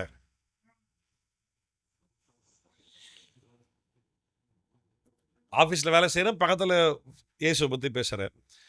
வேலைக்காக போகிற காலேஜுக்கு போகிற ஃப்ரெண்ட்ஸ்கிட்ட இயேசுவை பற்றி பேசுகிறேன். சொந்தக்காரங்க வீட்டுக்கு போகிற ஃபங்க்ஷன்னு போகிற போன ஃபங்க்ஷனில் இயேசுவை பற்றி அங்கே ரிலேட்டிவ்ஸ் கிட்ட பேசுகிறேன். வெரி குட், பேசு, ஒரு தப்பும் கிடையாது, தப்பே இல்லை. ஆனால் நான் இன்னைக்கு சுவிசேஷம் சொல்ல போகிறேன்ட்டு வீட்டை விட்டு கிளம்பி வெளியே போறியா? தனியாக போவாதே. தனியாலாம் இங்கே ஊழியம் கிடையாது. தனியாலாம் இங்கே யாரும் எதையும் சாதிக்க முடியாது, எதையும் செய்ய முடியாது. தேவனுடைய குமாரனை பற்றும் அறிவிலும் விசுவாசத்திலும் நம்ம ஒருமைப்பட்டவர்களாக இருக்கணும். அம்மா ஃபர்ஸ்ட் பாயிண்ட். 2வது பாயிண்ட், தேவனை அறிகிற அறிவில் விசுவாசத்தால் பரிசுத்தமாக்கப்பட்ட நம்ம உருவாக்கப்பட வேண்டுமா? பரிசுத்தவான்கள் சீர் பொருந்த வேண்டும், பரிசுத்தவான்கள் உருவாக்கப்பட வேண்டும். எதற்காக? சுவிசேஷ வேலையை செய்வதற்காக. செஞ்சானாகும் தேவராஜ்யத்தில் அநேக ஆத்துமக்கள் ஆதாயப்படுத்தப்படும். அப்போ கிறிஸ்துவனுடைய சரீரமாகிய சபையானது பக்தி விருத்தியில வளரும். அப்போ 6ஆம் அதிகாரத்தில் வாசி 5ஆம் அதிகாரத்தில் அனனியா சப்பீரால் செத்து அதனால ஒரு பயம் உண்டாகும் பொழுதுனாச்சு தேவராஜ்யம் விருத்தி அடைந்தது. ஆமாவா? அப்போ அநேகர் சபையில சேர்க்கப்படுவாங்க. இந்த காரியம் நடக்கணும் அப்படின்றதுக்காக தான் ஆண்டவர் என்ன பண்ணியிருக்காரு? அப்போஸ்தலர்கள், தீர்க்கதரிசிகள், சுவிசேஷகர்கள், மெய்ப்பர்கள், போதகர்கள் ஏற்படுத்தி இருக்கிறார். சரியா? நம்ம அப்போஸ்தலர் 2ஆம் அதிகாரம் 20ஆம் வசனத்தில் வாசிக்கும் பொழுது அப்போஸ்தலர்கள், தீர்க்கதரிசிகள் என்ற அஸ்திபாரத்தில் சபை கட்டப்பட்டுச்சு நான் சொன்னேன் பார்த்தீங்களா? அப்போ நான் உங்ககிட்ட ஒரு வார்த்தை சொன்னேன், அதை நான் முழுசாக சொல்லி முடிக்கல. எபேசியர் 4ஆம் அதிகாரத்தில் இன்னும் டீப்பாக பார்க்கலான்னு சொல்லிட்டு அப்போதைக்கு நான் லைட்டாக அவங்ககிட்ட என்ன சொன்னேன் அப்படின்னா, அப்போஸ்தல அழைப்பெல்லாம் கிடையாதுன்னு சொன்னேன். என்ன அர்த்தத்தில் அப்போஸ்தல அழைப்பும் தீர்க்கதரிசன அழைப்பும் இல்லைன்னு நான் என்ன அர்த்தத்தில் சொன்னேன்னு நல்லா கவனிங்க. பைபிளில் இருக்கக்கூடிய எந்த ஒரு சம்பவத்தையும் நம்ம என்ன பண்ண முடியாது, டெலிட் பண்ண முடியாது. இது ஆதி காலத்தில் அவர்களுக்கு மாத்திரம் கொடுக்கப்பட்டுச்சு, அந்த காலத்தோடு முடிஞ்சு போச்சுன்னா சொல்ல முடியாது. எபேசியர் 2:20 அப்போஸ்தலர்கள், தீர்க்கதரிசிகள் என்ற அஸ்திபாரத்தில் சபை கட்டப்பட்டுச்சுன்னு சொல்லி பவுல் சொல்லும் பொழுது, ஒருவேளை அப்போஸ்தல அழைப்பும் தீர்க்கதரிசிகளுடைய அழைப்பும் 1ஆம் நூற்றாண்டோடு முடிஞ்சு போச்சு அப்படின்னா, கிபி 62 எழுதும் பொழுது சபைக்கு இந்த 4 அழைப்புள்ள ஆட்கள் மூலமாக தான் ஒரு மனதோடு சேர்ந்து கிறிஸ்துவை பற்றும் விசுவாசத்தில் அறிவிலே வளர்றோம். 5 அழைப்பு தான், 4 5 சொல்றேன். 5 அழைப்புள்ள ஆள்னு வச்சுங்களேன். இந்த 5 அழைப்புள்ள ஊழியர்கள் மூலமா தான் தேவராஜ்யத்தில் தேவன் சபை விருத்தி அடைய, பக்தி விருத்தி அடைய செய்கிறார். இந்த 5 அழைப்புள்ள ஆட்கள் மூலமாக தான் அவனவன் கிறிஸ்துவுடைய நிறைவான வளர்ச்சிக்கு தக்க வளர முடியும். இந்த 5 அழைப்புள்ள ஆட்கள் மூலமாக தான் ஆண்டவர் சபை என்ன சொல்றது, சுவிசேஷ வேலையை செய்ய வைக்கிறாரு. சரியா? அப்போஸ்தலர் 2 இது வந்து பவுல் சொல்லியிருக்க கூடாது. அப்போ இன்னைக்கு இப்படிதான் செய்யறார். இன்னைக்கும் அப்போஸ்தல அழைப்புண்டு, தீர்க்கதரிசன அழைப்புண்டு, சுவிசேஷ அழைப்புண்டு, மெய்ப்பர், போதகர் என்ற அழைப்பு உண்டு, இன்னைக்கும் உண்டு. எபேசியர் 2:20 அப்போஸ்தலர் தீர்க்கதரிசி என்ற அஸ்திபாரத்தில் சபை கட்டப்பட்டுச்சு. அந்த அழைப்பு 1ஆம் நூற்றாண்டு முடிஞ்சு போச்சு. நான் சொன்னதனுடைய ஒரே மீனிங் அன்றைக்கி உங்களுக்கு எக்ஸ்பிளைன் பண்ணேன். அது என்ன மீனிங் அப்படின்னா, இன்றைக்கு அப்போஸ்தலர் அழைப்பு உண்டு. ஆனால் 1ஆம் நூற்றாண்டில் அப்போஸ்தலர்கள் வெளிப்படுத்தப்பட்டுச்சுன்ற பேரில் எழுதுனாங்க பற்றியா, ஸ்கிரிப்சர்ஸ் லெட்டர்ஸ் எழுதுனாங்க பற்றியா, அந்த மாதிரி இன்னைக்கு நான் ஒரு அப்போஸ்தலர் அழைப்புள்ள ஒரு ஆளாக என் சபைக்கு ஒரு நிருபத்தை நான் எழுதுனேன் அப்படின்னா அது கர்த்தருடைய வார்த்தையை கன்சிடர் பண்ணலாமான்னு கேட்டால் முடியாது. So in what basis do we accept the apostles and prophets, and on what basis we don't accept the apostles and prophets? புரியுதா? எதன் அடிப்படையில் அப்போஸ்தலர் தீர்க்கதரிசி என்ற அழைப்பு இருக்கின்றதை ஏற்றுக்கிறோம், எதன் அடிப்படையில் அப்போஸ்தலர் தீர்க்கதரிசி அழைப்பு இல்லைன்ற நம்ம நிராகரிக்கணும்ன்றது நல்லா புரிஞ்சுக்கும். ஏன்னா செசேஷனிஸ்ட்னு சொல்லி ஒரு டீம் இருக்கிறாங்க. மெத்தடிஸ்ட், பேப்டிஸ்ட் ஆட்கள் எல்லாருமே செசேஷனிஸ்ட் தான். செசேஷன்ஸ் அப்படின்னா சீஸ்ன்னு அர்த்தம். சீஸ் அப்படின்னா முடிந்து போனதுன்னு அர்த்தம். இவங்க எதெல்லாம் முடிஞ்சு போச்சுன்னு சொல்றாங்கன்னா, இன்னைக்கு சர்ச்சுக்கு பாஸ்டர் மட்டும்தான் அப்படின்னு சொல்ற ஆட்கள் இருக்கு அப்படின்னு சொல்றாங்க. அவங்க ஆவியினுடைய வரங்கள் எல்லாமே முடிஞ்சு போச்சு அப்படின்றாங்க. அதுல மெயினா அந்நிய பாஷையின் வரம் 1ஆம் நூற்றாண்டோடு முடிஞ்சு போச்சுன்றாங்க. அது சீசரில் வச்சு ஆண்டவர் ஒரு காரியத்தை அப்படியே பிரம்மாண்டமா எல்லாம் திரும்பி பார்க்குற மாதிரி ஒரு காரியத்தை பண்ணணுன்றதுக்காக ஃபர்ஸ்ட் செஞ்சுரியில் பண்ணார். இன்னைக்கு இல்லைன்றார். என்ன வசனம் கோட் பண்றாங்க? 1 கொரிந்தியர் 13ஆம் அதிகாரத்தில் தீர்க்கதரிசனங்கள் ஆனாலும் ஒழிந்து போகும், அந்நிய பாஷைகள் ஆனாலும் ஒழிந்து போகும்னு சொல்றாருல. அது ஒழிந்து போகும்னு பவுல் சொல்லலப்பா. அன்பு இல்லைன்னா அது வேஸ்டா போச்சு, அன்போடு இதை பண்ணினா எல்லாம் இருக்குன்னு சொல்றாரு. புரியுதா? நான் சொல்றது உங்களுக்கு. அப்போ இந்த செசேஷனிஸ்ட் ஆட்கள், மெத்தடிஸ்ட் பேப்டிஸ்ட் சர்ச் போற ஆட்கள் என்ன நம்புறாங்க அப்படின்னா, அப்போஸ்தலர் தீர்க்கதரிசன அழைப்பு 1ஆம் நூற்றாண்டோடு முடிஞ்சு போச்சு, ஆவியினுடைய வரங்கள் 1ஆம் நூற்றாண்டோடு முடிஞ்சு போச்சு, மெயின் அந்நிய பாஷை வியாக்கியானம் பண்ற வரங்கள் 1ஆம் நூற்றாண்டோடு முடிஞ்சு போச்சு. அப்புறம் ஹீலிங் வரங்கள், ஹீலிங் கிஃப்ட், அற்புதங்கள், ஹீலிங் நடக்குதுல்ல, அது 1ஆம் நூற்றாண்டோடு முடிஞ்சு போச்சுன்னு இவங்க நம்புறாங்க. இவங்க பைபிளை நம்புறாங்க, பரிசுத்த ஆவியானவரோட அதிகமாக பைபிளை நம்புறாங்க. அதுதான் பிரச்சனை. இப்போ இங்கே இந்த கன்ஃபியூஷன் பாரு. You can not compromise either the spirit of God nor the word of God. நீங்க பரிசுத்த ஆவியானவரையும் விட்டு கொடுத்துட முடியாது, பரிசுத்த ஆவி தான் முக்கியம்ன்ற பேரில் நீ பைபிளை விட்டு கொடுத்துட முடியாது, இல்லாட்டி பைபிள் தான் முக்கியன்ற பேரில் நீ பரிசுத்த ஆவி விட்டு கொடுத்துட முடியாது. உனக்கு வேதம் புரியணும் அப்படின்னா ஆவியின் வழிநடத்தல் வேணும். உனக்கு ஆவியின் வழிநடத்தல் வேணும் அப்படின்னா அது வேதத்தின் அடிப்படையில் தான் இருக்கணும். வேதத்தை கொடுத்தது ஆண்டவர் தான், பரிசுத்தாவை கொடுத்தது ஆண்டவர் தான், மாற்று கருத்தே கிடையாது. 5 அழைப்புள்ள ஊழியம் அப்படின்னு சொல்லுவாங்க. நான் 5 அழைப்புன்னு சொல்ல மாட்டேன், 4 அழைப்பு தான் சொல்லுவேன். It's not a 5-fold calling, it's a 4-fold calling. அதில் ஒரு ஏபின்னு 2 வச்சுக்கோயேன். சரி, எப்படின்னு சொல்கிறேன் கேளு. நான் கிரேக்க மொழியில் கூட திருப்பி படித்து பார்த்தேன், அதே மீனிங்கில் தான் இருக்குது. அவர் சிலரை அப்போஸ்தலராக, சிலரை தீர்க்கதரிசிகளாக, சிலரை சுவிசேஷகராக, சிலரை மேய்ப்பராகவும் போதகராகவும் ஏற்படுத்தினார். இங்க என்ன மிஸ் ஆகுது?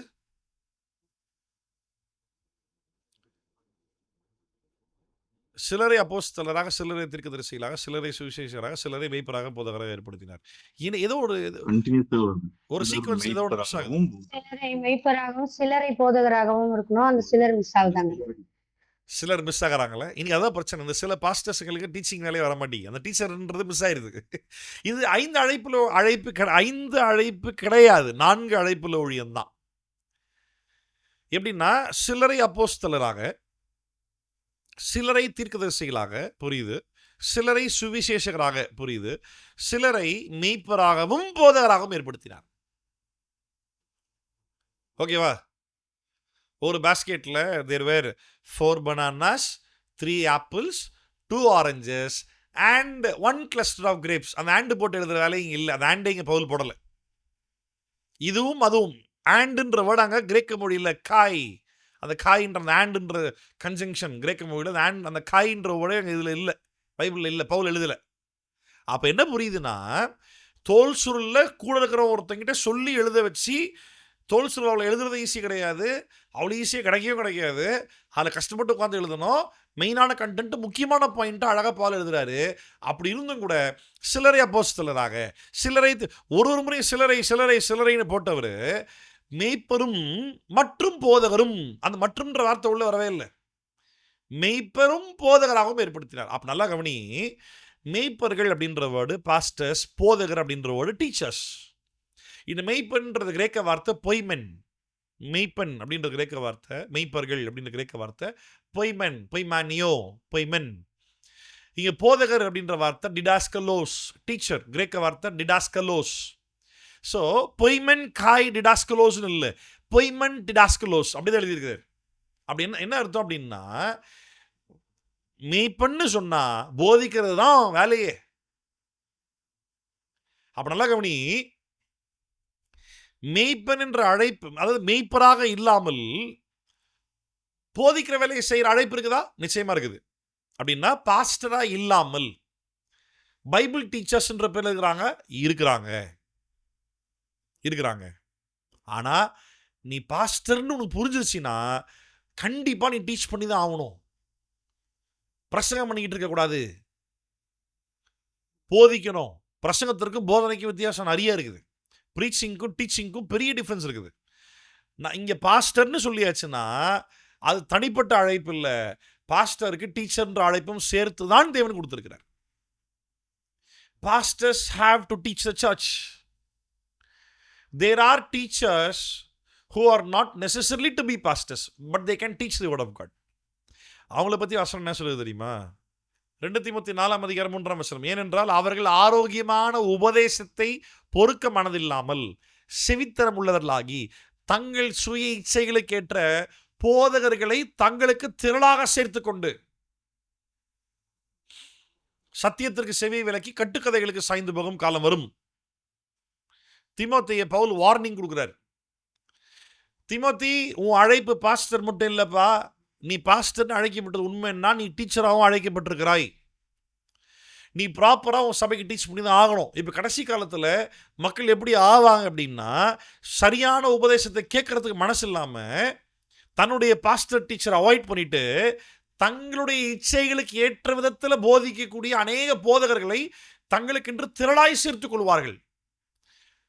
நான் இப்போ என்ன சொல்ல வரேன்னா, சபையை மேய்த்து நடத்தக்கூடிய போதகராய் இல்லாமல் வெறும் பைபிள் டீச்சராக நான் இருக்கிறேன், நான் பைபிள் ஸ்காலர், நான் பைபிள் எக்ஸ்பர்ட், நான் வெறும் பைபிள் டீச்சர் அப்படின்னா பிவேர் அபவுட் தெம், ஜாக்கிரதையாரு.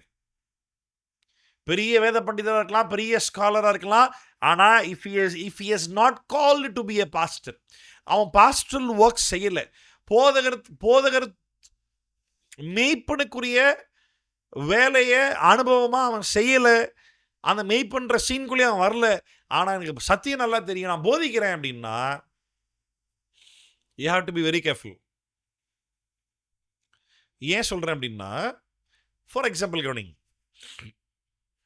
கொரிந்து சபைக்கு பவுல் இதுதான் எழுதினார், இந்த காரணத்துக்கு அதான் எழுதினார். இதுதான் ட்ரூத். எனக்கு கான்டெக்ஸ்ட் தெரியும், வசனம் தெரியும், அதுதான் ட்ரூத், முடிஞ்சு போச்சு. அப்படி பார்த்தா பைபிள் மொத்தமாக படித்து அவ்வளோதான் சொல்லிட்டு போயிட்டே இருந்துடலாமே, ஆமாவே இல்லையா? இன்னைக்கு படிக்க ஆண்டவர் புதிதான புரிதலை கொடுத்துட்டே இருக்கிறாருன்னா என்ன அர்த்தம் அதுக்கு?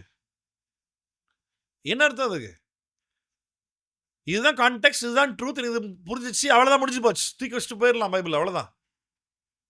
ஆனால் இன்றைக்கும் ஆண்டவர் அவருடைய வார்த்தையின் மூலமாய் அநேக தெளிவுகளை கொடுத்துட்டே இருக்கிறார். எப்படின்னா, இப்போ எங்கே வந்துட்டு இந்த அப்போஸ்தலர்கள், தீர்க்கதரிசிகள், மெய்ப்பர்கள், சுவிசேஷகர்கள், போதகர்கள் எந்த இடத்துல அவங்களோட ரோல் வேலை செய்யுது அப்படின்னு சொல்லும் பொழுது, கர்த்தருடைய வேதத்தை வாசிக்கும் பொழுது பவுல் கொரிந்து சபைக்கு இப்படி எழுதினார். பவுல் யார்? கொரிந்து சபைனா என்ன? இவருக்கு அந்த சபைக்குள்ள உறவு என்ன? இவர் ஏன் இப்படி ஒரு விஷயத்த சொல்லியிருக்காரு? அப்போ கொரிந்து சபையில் என்ன நடந்தது? ஓஹோ, இப்படி ஒரு சம்பவம் நடந்திருக்குது, அதனால தான் பவுல் வந்துட்டு இப்படி ஒரு சம்பவத்தை சொல்லியிருக்காரு, புரியுது. இப்போ இதை ஒரு பாஸ்டர் டீச்சராக இருக்கக்கூடியன்னா என்னுடைய சர்ச்சில் எப்படி அப்ளை பண்ண போகிறேன்? ஃபார் எக்ஸாம்பிள், போன சண்டே ஈவினிங் சர்வீஸில் நான் செய்தி கொடுத்த மாதிரி தான், 1 கொரிந்தியர் 8ஆம் அதிகாரம், 9ஆம் அதிகாரம், 10ஆம் அதிகாரம், விக்கிரகத்தை படைச்ச பொருளை பற்றி சாப்பிட்றது. நீ விக்கிரகத்தை படைச்ச பொருளை நீ வந்துட்டு அதை எப்படி படைச்ச பொருள் சாப்பிட்றது இல்லை, கோயிலில் போய் உட்காந்து சாப்பிட்றது. அது யாருக்கும் இடர்ல இல்லாமல் நீ பண்ணால் பரவாயில்லன்ட்டாரு. நான் இன்னைக்கு அதை என் சபையில் போதிக்க முடியுமா? இஸ்ரேல் மக்கள் கொரிந்தியருடைய கான்டெக்ஸ்ட் அது மாதிரி தான் இன்னைக்கு இந்தியாவும் என் மக்களும் என் கலாச்சாரம் இருக்குதா? இன்னைக்கு இந்தியாவோட கிறிஸ்தவ வளர்ச்சியோட பின்னணியும் முறைமைகளும் அது அந்த மாதிரியா இருக்குது? இல்லை. அங்கே கான்டெக்ஸ்டே வேற, அங்கே கல்ச்சரே வேற. இங்கே கான்டெக்ஸ்ட் அண்ட் கல்ச்சர் கம்ப்ளீட்டாக வேற. இங்கே கான்டெக்ஸ்ட் கல்ச்சருக்கு ஏற்ற மாதிரி இப்போ நல்ல கவனி, பாஸ்டர் டீச்சர்ன்ற வேலை எங்கே தெரியுமா ப்ராப்பராக ஒர்க் ஆக ஆரம்பிக்குது? வேதத்தை வாசிக்கிறேன், சத்தியம் புரியுது. இங்கே சொல்லப்பட்டிருக்க இந்த சத்தியத்தின் மூலமாய் என்னுடைய சபை, என்னுடைய கலாச்சாரத்தில் வாழ்கிற மக்களுக்கு நான் இது எப்படி போதிக்க போகிறேன் அப்படின்றதற்கு எனக்கு ஆவியின் வழிநடத்தல் முக்கியம். புரியுதா உங்களுக்கு? கவனிக்கிறீங்களா? எல்லாரும் கவனிக்கிறீங்களா? பால் தீமோத்தேயுக்கு எழுதினாரு, இதுதான்ப்பா கான்டெக்ஸ்ட் பாயிண்ட், தெரியுமா, படிச்சிட்டப்பா அப்படின்னா மற்ற வகையிலும் படித்து முடிச்சுட்டு அவ்வளோதான் தூக்கி வச்சுட்டு போயிட்டே இருந்துடலாம். ஒரு பாஸ்டர் டீச்சருடைய ஒர்க் என்ன அப்படின்னா, நான் வேதத்தை வாசிக்கிறேன், எழுதப்பட்டிருக்க சத்தியமும் அந்த வசனத்துடைய கான்டெக்ஸ்ட் ப்ராப்பர் ட்ரூத் என்னன்றதை நான் கரெக்டாக படித்து அண்டர்ஸ்டாண்ட் பண்ணுறேன். இப்போ அண்டர்ஸ்டாண்ட் பண்ண அந்த ட்ரூத்தை என்னுடைய கல்ச்சரில் என்னுடைய மக்களுக்கு நான் என்னன்னு போதிக்க போகிறேன். அதை எனக்கு யாரும் சொல்லி தருவா? அதை பவுல் சொல்லித்தரலையே. இந்தியாவில் இருக்கிற மக்களை எழுதுகிறேன், அங்கே கல்ச்சர் இப்படி இருக்கிற அப்படின்னால இப்படித்தான் நீங்கள் உபதேசத்தை பின்பற்ற வேண்டும் பவுல் எழுதலை. எபேசு பட்டணத்துக்கு, கொரிந்து பட்டணத்துக்கு, தெசலோனிக்கே பட்டணத்துக்கு எழுதுன மாதிரி இந்தியாவுக்கு பவுல் வரல, ஊழியம் பண்ணல, இந்திய கலாச்சாரம் கம்ப்ளீட்டாக வேற, இந்திய மக்களுக்கு சொல்லப்படலை. எதுவுமே இல்லை பைபிள் இந்திய மக்களுக்காக. அப்போ I have to understand the text as per its context, and I need the Spirit of God to teach me and help me how to apply it in my culture, to my church, in my people. என்னுடைய சபை மக்களுக்கு, என்னுடைய கலாச்சாரத்தில் இங்கே இருக்கக்கூடிய ஒரு ப்ராப்ளமை வேத வசனத்துக்கு அதை சம்பந்தப்படுத்தி பைபிள் என்ன சொல்லப்பட்டு இது இருக்குது. அப்போ இது எப்படி நான் அப்ளை பண்ணுறது? எனக்கு ஆவியை நாங்கள் லீட் பண்ணுறாரு. அங்கே தான் பாஸ்டருடைய வேலை. அங்கே தான் ஒரு பாஸ்டர் தன் சபைக்கு டீச் பண்ணுறாரு. புரியுதா உங்களுக்கு? நம்ம திருப்பி எபேசியருக்கு எப்படிவோமா? இன்னைக்கு முடிக்க முடியாத எபேசியர்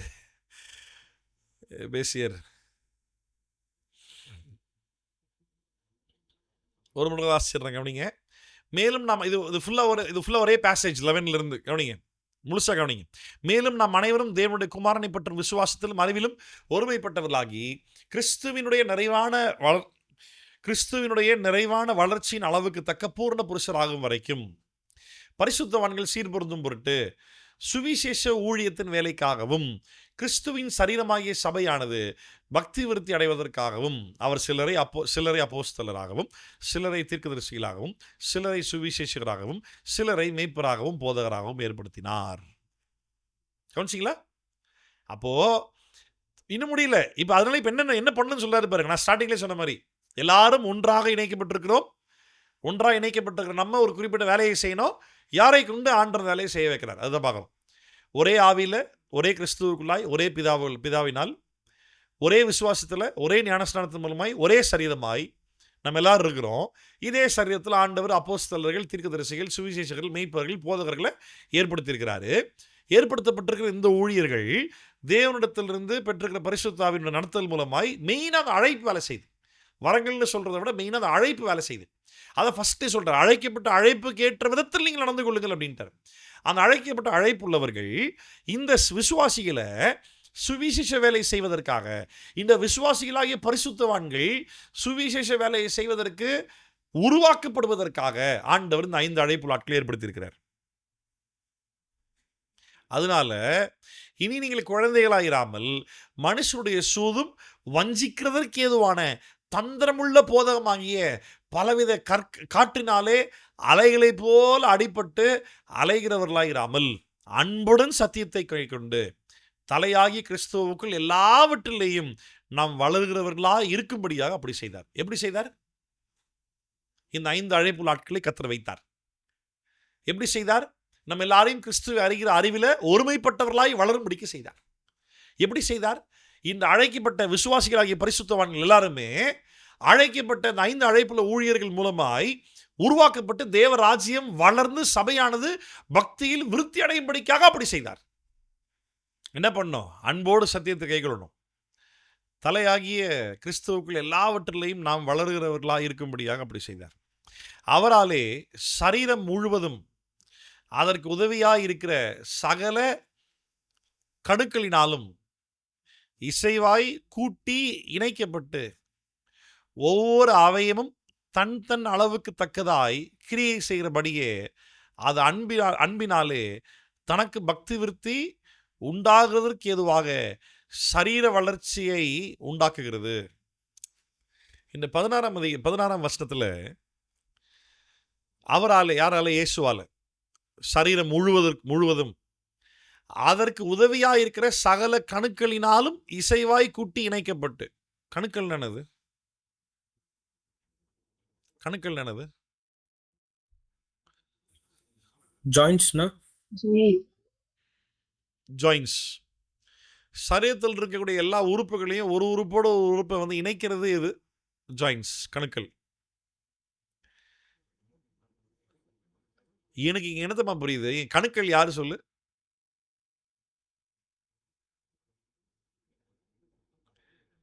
சரீரமாகிய சபை உறுப்புகள் அப்படின்றது விசுவாசிகள்ன்றது புரியுது. கணுக்கள் யாரு சொல்லு? இந்த அழைப்புள்ளவங்க. ஆ? இந்த அழைப்புள்ளவர்கள். ஊழியர்கள். எப்படி நான் அதை சொல்றேன் நானு? மந்தையை வந்துட்டு ஐக்கியத்தில் ஒண்ணா ஏற்படுத்துறதும் மந்தையை சிதறடிக்கிறதும் மேய்ப்பன் கையில் இருக்கா இல்லையா? இருக்குண்ணா.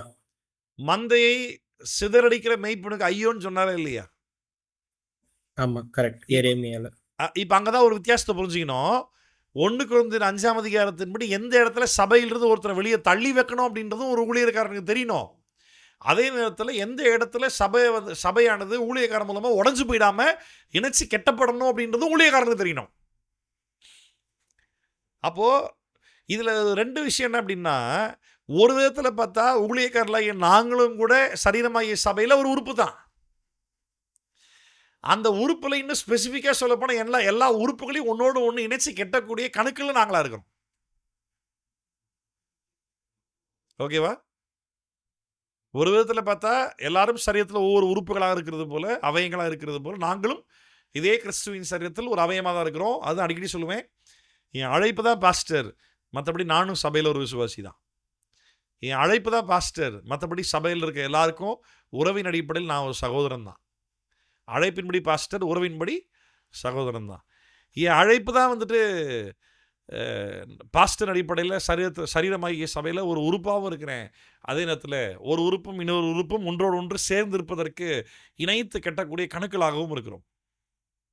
அவராலே, இயேசுவாலே சரீரம் முழுவதற்கும் அதற்கு உதவியாக இருக்கிற சகல கணுக்களினாலும் இசைவாய் கூட்டி கட்டப்பட்டு. இந்த வேலை யார் செய்யறது? இயேசு தான் செய்கிறார்.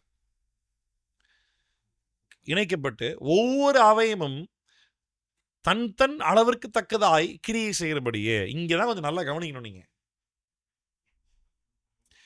மேல என்ன படிச்சோம்? கிறிஸ்துவினுடைய நிறைவான அளவின் வளர்ச்சிக்கு தக்கதாய் பூர்ண புருஷராகும் வரைக்கும் படிச்சோம். கிறிஸ்து இயேசுக்குள்ள கிறிஸ்துவ போல வளரணும்னு படிச்சோம். இப்ப கிறிஸ்து எந்த அளவுக்கு வளர்ந்து இருக்கிறாருன்னு பார்த்தா, அவனவனுக்கு என்ன பகிர்ந்து கொடுத்திருக்கிறாரோ அந்த அளவில் தான் கிறிஸ்து இருக்கிறார். நான் என்னுடைய வளர்ச்சியை நான் யாரோடு கம்பேர் பண்ணி பார்க்கணும் அப்படின்னா, இயேசுவோடு கம்பேர் பண்ணி பார்க்கணும். இயேசு எதிர்பார்க்கிற அளவுக்கு நான் வளர்ந்துருக்கிறேனா? இயேசுவோடு இணைக்கப்படுற அளவுக்கு நான் வளர்ந்துருக்கிறேனா? இயேசு எதிர்பார்க்கிற அளவுக்கு நான் வளர்ந்துருக்கிறேனா? அங்கதான் கம்பேர் பண்ணி பார்க்கணும். பக்கத்தில் கூட கம்பேர் பண்ணி பார்க்க கூடாது. ஏன் அப்படின்னா, அவனவன் தன் தன் அளவிற்கு தக்கதாய் கிரியை செய்கிறபடியே. கட்டவர்கள் செய்கிற வேலையை சுண்டவர்கள் செய்யாது. ஆனால் இன்னும் பக்கத்தில் தான் ஒரே கைக்குள்ள இருக்குது. சரியா? ஆமாவா இல்லையா? ஆள் காட்டி செய்கிற விரல் வந்து சுண்டவர்கள் செய்யுமா? இப்போ ஒருத்தர் வந்து குத்துறோன்னு செய்யுங்களேன், வலிக்கிற மாதிரி குத்துறோன்னு செய்யுங்களேன், எப்படி சுண்டவரில் குத்துவீங்களா? குத்த முடியுமா? எப்படி குத்துனா விரல் தான் வலிக்கும். ஆனால் கட்ட விரல்லையோ ஆள் காட்டி விரல்லையோ என்ன பண்ண முடியும்? குத்த முடியும் இல்லை? சுண்டவரில் வேஸ்ட்னு நினைக்கிறீங்களா? வீக்காக இருக்குல்ல? மற்ற எல்லா வரலையும் மடக்கினா ஓரளவுக்கு ஸ்ட்ரென்த்து பிடிக்க முடியும். சுண்டவரில் மடக்கினா ஸ்ட்ரென்த்தே பிடிக்க முடியாது, தெரியுமா? ஈஸியாக மடக்கிடலாம். ஆனால் இன்னொரு மேட்டர் தெரியுமா? சுண்டவரில் இல்லாமல் உன்னால் ஒரு வெயிட்டை பிடிக்க முடியாது, தெரியுமா? தெரியுமா தெரியாதா? சுண்டவரில் இல்லாமல் உன்னால் ஒரு வெயிட்டை பிடிக்க முடியாது. அப்போ எங்கே வந்து இது வீக்காக தருதோ அதே வீக்காக இருக்கக்கூடிய ஒரு விரல் வேற இடத்துல பயங்கர ஸ்ட்ராங்காக இருக்குது. அப்போ ஒரு ஒரு உறுப்புக்கும் ஒரு ஒரு விதமான வேலையை கற்றுக் கொடுத்துருக்கிறார். ஹார்ட் செய்கிற வேலையை என் பாடியில் எதுவுமே செய்யலை. பிளட்டு செய்கிற வேலையை என் பாடியில் எதுவுமே செய்யலை. போன் செய்கிற வேலையை என் பாடியில் எதுவுமே செய்யலை. நரம்பு செய்கிற வேலையை என் பாடியில் எதுவுமே செய்யலை. அதே மாதிரி கிட்னி, வயிறு, குடல், லங்ஸு, பேன்க்ரியாஸு, லிவரு, இல்லை என்னுடைய உடம்புல இருக்கக்கூடிய உறுப்புகள் எல்லாம் அதனுடைய வேலையை செய்யுது. எந்த வேலையும் எதுவுமே எல்லாம் சேர்ந்தெல்லாம் செய்யலை. ஆனால் இந்த எல்லா வேலையுமே எல்லாம் ஒன்றா சேர்ந்தாதான் செய்ய முடியும். தனித்தனியே யாரும் எந்த வேலையும் செஞ்சு முடிச்சிட முடியாது. புரியுது நான் சொல்றது உங்களுக்கு? தனித்தனியே யாரும் எந்த வேலையும் செஞ்சு முடிச்சிட முடியாது. இது எல்லாமே சேர்ந்து தான் ஒரு மனுஷனை ஃபங்க்ஷன் பண்ண முடியும், ஒரு மனுஷனை ஃபங்க்ஷன் பண்ண முடியும். அதே போல சரீரமாகிய சபையாய் நம்ம எல்லாருமே சேர்ந்து அவனவன் கிறிஸ்துவுக்குள்ளே எவ்வளவு வளர்ந்திருக்கிறானோ, அவனவன் கிறிஸ்துவுக்குள்ளே எவ்வளவு கிரியை செய்ய முடியுமோ அதை அவன் செஞ்சா போதும், மற்றவனை போல செய்ய தேவையில்லை. நான் பாஸ்டர் வேலையை நான் மட்டும் பார்த்தா போதும், நீங்க பார்க்காதீங்க. நான் பலமுறை சொல்லிட்டேன். அதுக்காக அழைக்கப்பட்டிருக்கிற நான், அது ஏன் வேலை, நான் பார்த்துக்கிறேன். சரியா? ஒருத்தருக்கு ஒரு வேலையை கற்றுக் கொடுத்துருக்கிறாரு. அவனுக்குரிய வேலையை அவன் செஞ்சா போதும், மற்றவன் வேலையை செய்ய தேவையில்லை. மற்றவனை கம்பேர் பண்ணி அவனை மாதிரி செய்ய முடியலனால அப்போ என்னோட அவர் தான் சூப்பரு, பாஸ்டர் அவர் தான் கூப்பிடுறாரு, பாஸ்டர் அவனை தான் பயன்படுத்துறாரு, அப்போ கண்டிப்பாக பாஸ்டருக்கு அவங்க தான் பெட்டு அப்படின்னு பாஸ்டருக்கும் சேர்த்து ஒரு முத்திரை குத்திடுறது.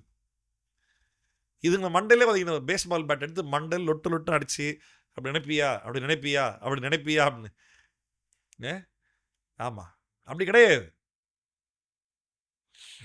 ஒருத்தரை பார்த்து ஒருத்தர் கம்பேர் பண்ணாது. அவன் தன் வேலையை செய். இதற்காக தான் தேவன் சபையில் ஊழியர்களை ஏற்படுத்தி இருக்கிறார். சரியா? 17வது வருஷத்துலேருந்து கடைசி வரைக்கும் யோசிக்கலாமா? எல்லாரும் ஒரே ஐக்கியத்தில், ஒரே விசுவாசத்தில், ஒருமைப்பட்டவர்களாய், ஒரே ஞானஸ்நானத்தின் மூலமாய், ஒரே சரீரத்திற்குள்ள ஒரே ஆவியினால், ஒரே இயேசுவால், ஒரே பிதாவால் சேர்க்கப்பட்டிருக்கிறோம். சேர்க்கப்பட்டு நம்ம எல்லாருமே என்ன பண்ணோம்? கிறிஸ்துவ அறிவில் வளரணும். 10வது குறை, கிறிஸ்து அருள் இருக்கிற கிருபைக்கு தக்கதாய், வரங்களுக்கு தக்கதாய் அவன் கிறிஸ்துவுக்கு சமமாக வளரணும். தனித்தனியாக இல்லை, எல்லாரும் ஒன்றா, ஒருத்தரை பார்த்தல்ல, கிறிஸ்துவை பார்த்து. இந்த வளர்ச்சிக்கு இதுவாய் செயல்படுவதற்கு, உருவாக்குவதற்கு ஆண்டவர் யாரை வச்சிருக்காரு? அப்போஸ்தலர்கள், தீர்க்கதரிசிகள், சுவிசேஷர்கள், மேய்ப்பர்கள், போதகர்கள். முடிஞ்சிச்சு. டன்னா? அதனால இதுதான் சர்ச். அப்படின்றனால இப்போ சின்ன சின்ன டிப்ஸ் அண்ட் ஐடியாஸ் பவுல் தராரு. சின்ன சின்ன விஷயம், இப்படி பண்ணு, இதை பண்ணாத, இதை பண்ணு, சின்ன அட்வைசஸ் தராரு. வாசிக்கலாம். ஆதலால் கர்த்தருக்குள் நான் உங்களுக்கு சாட்சியாக சொல்லி எச்சரிக்கிறது என்னவெனில், மற்ற புறஜாதிகள் தங்கள் வீணான சிந்தையிலே நடக்கிறது போல நீங்கள் இனி நடவாமல் இருங்கள். ஃபர்ஸ்ட் ஆலோசனை என்னது? ரட்சிக்கப்படாதவன் தன் சிந்தையில வீணதா இருக்கிறான், அவனை மாதிரி நீ பண்ணாத. இப்ப மேல என்ன பார்த்தோம்? சரீரமய சபையில் யாரையும் கம்பேர் பண்ணாத, உன்னை இயேசுவை நோக்கி பாரு, செஞ்சுக்கிட்டே இரு. உன்னை போலவே எல்லாருமே இயேசுவை நோக்கி பார்க்கட்டும். தனித்தனி யாரும் செய்ய போறதில்ல, எல்லாம் ஒன்னா சேர்ந்து செய்ய போறோம். இப்போ எல்லாரும் ஒன்னா சேர்த்து செய்ய வைக்கிறதுக்கு, ஆர்கனைஸ் பண்றதுக்கு ஆண்டவர் யாரை வச்சிருக்காரு? 5 அழைப்புள்ள ஆட்கள் வச்சிருக்காரு. முடிஞ்சுதா? இப்போ இந்த வார்னிங் என்ன தெரியுமா?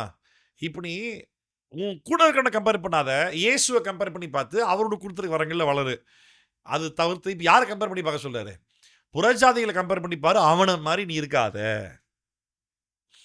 First point. நிறைய பாயிண்ட் சொல்லியிருப்பாரு, நோட் பண்ணிக்கங்க. ஃபர்ஸ்ட் பாயிண்ட், புறஜாதிகளுக்கு வீணான சிந்தை நடக்கிறது போல நீங்கள் இனி நடவாமல் இருங்கள். இது நான் ஸ்டடி எடுக்க முடியாது, இதில் பிரசங்கம் பண்ணலாம், செம்மையாக பிரசங்கம் பண்ணலாம். ஆமாம்.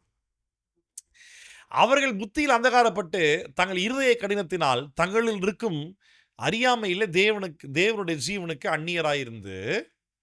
கவனிச்சிங்களா? புத்தியில் அந்தகாரப்பட்ட அப்படின்னா புத்தியில் கிறிஸ்துவ அறிவு இல்லை. அதில் புத்தியில் அறிவு இல்லாத, கிறிஸ்துவ அறிவு புத்தியில் இல்லாதனால புத்தி எப்படி இருக்கு? இருட்டா இருக்கு, அந்தகாரப்பட்டிருக்கு. புத்தி அந்தகாரப்பட்டுச்சுன்னாவும் இருதயம் கடினமாகும். அதனால என்ன பண்ணுவாங்க? அவனுக்கே தெரியாம ஆண்டவருக்கு அகைன்ஸ்டா தான் வாழ்வான். உணர்வில்லாதவர்களாய், தேவனுக்கு விரோதமாக இருந்து உணர்வே இல்லாமல் சகல விதமான அசுத்தங்களையும் ஆவலோடு நடப்பிக்கும்படி தங்களை காம விகாரத்துக்கு ஒப்பு கொடுத்திருக்கிறார்கள். நான் அடிக்கடி சொல்லுவேன், கிறிஸ்துவை அறிகிற அறிவு தான் பாவத்திலிருந்து விடுதலை ஆக்கும். நம்ம அநேக நேரம் பாவம் செய்யக்கூடாது, நீயும் பாவமும் சண்டை போட்டுக்கிறீங்க. கடைசி யாரு ஜெயிக்கிறா? சொல்லுங்க. இந்த அனுபவம் எல்லாருக்குமே உண்டு. பாவம் செய்யக்கூடாது, பாவத்தை எதிர்த்து பயங்கரமாக சண்டை போட்டு கடைசியில் யாரு ஜெயிச்சா? நீயா பாவமா? ஹலோ? பாவம் தான் ஜெயிச்சது. கரெக்டா? இப்ப நீ சண்டை போட வேண்டியது பாவத்தோடு இல்லை. அதுதான் பாயிண்ட்டு. நீ பாவத்தோடு உனக்கு சண்டைன்றது மறந்துடு முதல்ல. அதுக்கு மாறா சரி, இப்போ பாவத்தை ஜெயிக்கணும்னு நான் என்ன பண்ணணும்? இந்த பாவத்தை எப்படி மேற்கொள்ளலாம், எப்படி ஹேண்டில் பண்ணலாம், எப்படி டேக்கிள் பண்ணலாம், எப்படி அதுக்கு நான் ப்ரிப்பேர் ஆகலாம், அது அந்த ஒரு வெங்காயமும் தேவையில்லை. கிறிஸ்துவை அறிகிற அறிவில் வளர்ந்துக்கிட்டே இரு. பாவத்தை அறிகிற அறிவை பார்க்கிலும் கிறிஸ்துவை அறிகிற அறிவிற்கு வல்லமை அதிகம். நீ ஸ்ட்ரகிளே பண்ணாம கிறிஸ்துவை அறிகிற அறிவினால ஒரு நொடி பொழுதுல பாவத்தை மேற்கொள்ள முடியும். நம்ம என்ன பண்றோம்? கிறிஸ்துவை அறிகிற அறிவில் வளர மாட்டேங்கிறோம். பாவத்தை மேற்கொள்வது எப்படி? யூடியூப் பார்த்துனே வருவோம் தம்ப்நெயில், பாவத்தை மேற்கொள்வது எப்படி அப்படின்னு போட்டேன்னு உடனே திறந்து பார்த்துடணும். அதில் தம்ப்நெயில் தான் பக்காவாக இருக்கும். கடைசி கண்டென்ட் ஒன்றுமே இருக்காது, ஒரு வருஷத்தில் உருப்படியே இருக்காது. ஆமாம், கர்த்தர் வெறுக்கும் பயங்கரமான 3 பாவங்கள் போட்டா 3 தானா ஃபாலோ பண்ணிடலாம். என்னது 3? உடனே ஓப்பன் பண்ணிப்பாரு. அது ஒரு வெங்காயமும் இருக்காது. தம்ப்நெயிலை பார்த்து ஏமாந்து போவாது. யோவான் 7ஆம் அதிகாரத்தில் இயேசு சொன்ன மாதிரி தோற்றத்தின்படி தீர்ப்பு செய்யாமல் நீதியின்படி தீர்ப்பு பார்த்து ஏமாந்து போகாது. சரியா? அப்போ என்ன ஆகுது? கிறிஸ்துவை அறிகிற அறிவில் வளரல அப்படின்னா, உன் அறிவில் இயேசுவை பற்றிய அறிவு இல்லைன்னா உன் அறிவு அந்தகாரப்படும். அறிவு அந்தகாரப்பட்டனாகும், இருதயம் கடினமாகும். இருதயம் கடினமாச்சுன்னாகும், துணிகரமாக பாவம் செய்வேன். அதில் மெயின் எந்த பாவத்தை பற்றி பவுல் சொல்றாரு? காம விகாரத்துக்கு எதுவான பாவம், செக்ஷுவல் இம்பியூரிட்டி வித் கிரீடினஸ். என்ன சொல்றது? கிரீடுன்ற வார்த்தைக்கு தமிழ் வார்த்தை என்னது? கிரீடுன்ற வார்த்தை தமிழ் வார்த்தை பேராசை. பேராசை. பேராசை. பேராசை. பேராசை. என்ன சொல்றது பாரு? காம விகாரத்துக்கு எதுவான பாவத்தை செய்யறதுக்கு பயங்கரமா ஆசை வருமா. அது தமிழ் எப்படி இருக்கு? ஆவலோடே நடப்பிக்கிறார்களாம்.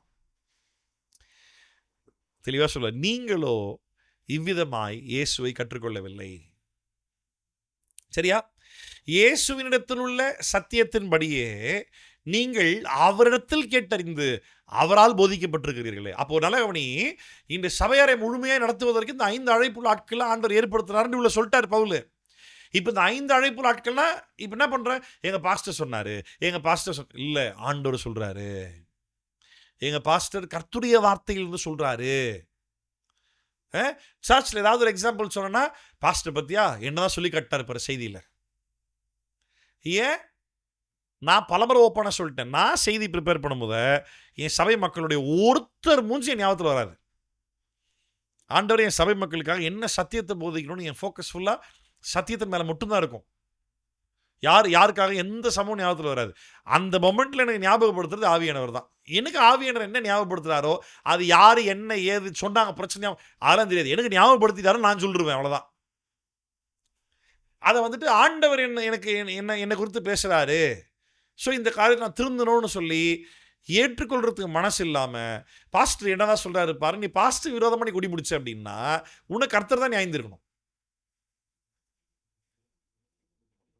ஏன்னா இந்த 5 அழைப்புள்ள ஆட்கள் மூலமாய் சபையை கொண்டு தேவராஜ்யமும் சபையும் பக்தி விருத்தியில் வளரணும்னு சொல்லி ஆண்டவர் வச்சிருக்காருன்னு பார்த்தோம். ஆனால் அதுக்கு தொடர்ந்து வாசிக்கும் என்ன சொல்றாரு? நீங்கள் இயேசுவினிடத்தில் உள்ள சத்தியத்தின்படியே நீங்கள் அவரிடத்தில் கேட்டறிந்து அவரால் போதிக்கப்பட்டீர்களே. அந்தபடி முந்தின நடக்கக்கூடிய மோசம் போகும் இச்சைகளாலே கெட்டு போகிற பழைய மனுஷனை நீங்கள் களைந்து போட்டு உங்கள் உள்ளத்தில் புதிதான ஆவி உள்ளவர்களாகி மெய்யான நீதியிலும் பரிசுத்தத்திலும் தேவனுடைய சாயலாக சிருஷ்டிக்கப்பட்ட புதிய மனுஷனை தரித்து கொள்ளுங்கள். நான் சமீபத்தில் நம்ம வீட்டுக்கு ஒரு தம்பி வந்தான்.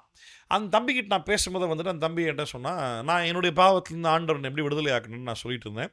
அப்போ அந்த தம்பி வந்துட்டு இயேசு ஏற்றுக்கொண்டது உண்மை, ரட்சிக்கப்பட்டது உண்மை, ஆனால் ஒரு குறிப்பிட்ட பாவத்திலிருந்து வெளியே வர முடியல. அப்போ என்ன எப்படி இயேசு பாவத்திலிருந்து ரட்சித்தாருன்னு சொல்லி நான் எக்ஸ்பிளைன் பண்ணிட்டு இருந்தபோது அந்த தம்பி என்கிட்ட ஓப்பன் பண்ணி சொல்ல ஆரம்பிச்சாப்புல, ஆனால் நான் கூட இந்த மாதிரி வந்துட்டு ஒரு பாவத்தில் மாட்டிக்கிட்டு இருக்கிறேன், என்னால் அது ஓவர் கம் பண்ணவே முடியல. என்னால் அது நான் வேண்டாம் எவ்வளோ ஸ்ட்ரகிள் பண்ணுறேன், ஆனால் என்னால் வந்துட்டு அதை தாண்டி என்னால் வரவே முடியல அப்படின்னு சொன்னப்போ நான் தம்பிக்கு சொன்ன ஒரு வார்த்தை இதுதான்: இயேசு மிராக்கிள் பண்ணுவார், மேஜிக் பண்ண மாட்டார். மேஜிக்கும் மிராக்கிள்க்கும் உங்களுக்கு டிஃப்ரென்ஸ் தெரிலனா அது உன் தலையில் உன் பாடு, ஒன்றும் பண்ண முடியாது. மேஜிக்னா என்ன தெரியுமா? நான் எதுவுமே பண்ண மாட்டேன், நான் சும்மா நிற்பேன். மேஜிக் மேன் வந்துட்டு மேஜிக் வாண்டை வச்சுட்டு அப்படியே அப்படியே பண்ணுவார், உடனே ட்ரெஸ் எல்லாம் அப்படியே மாறிடும். அப்படியே தலைவலி சுற்றுவார், உடனே தலையில் தொப்பி வந்துடும்.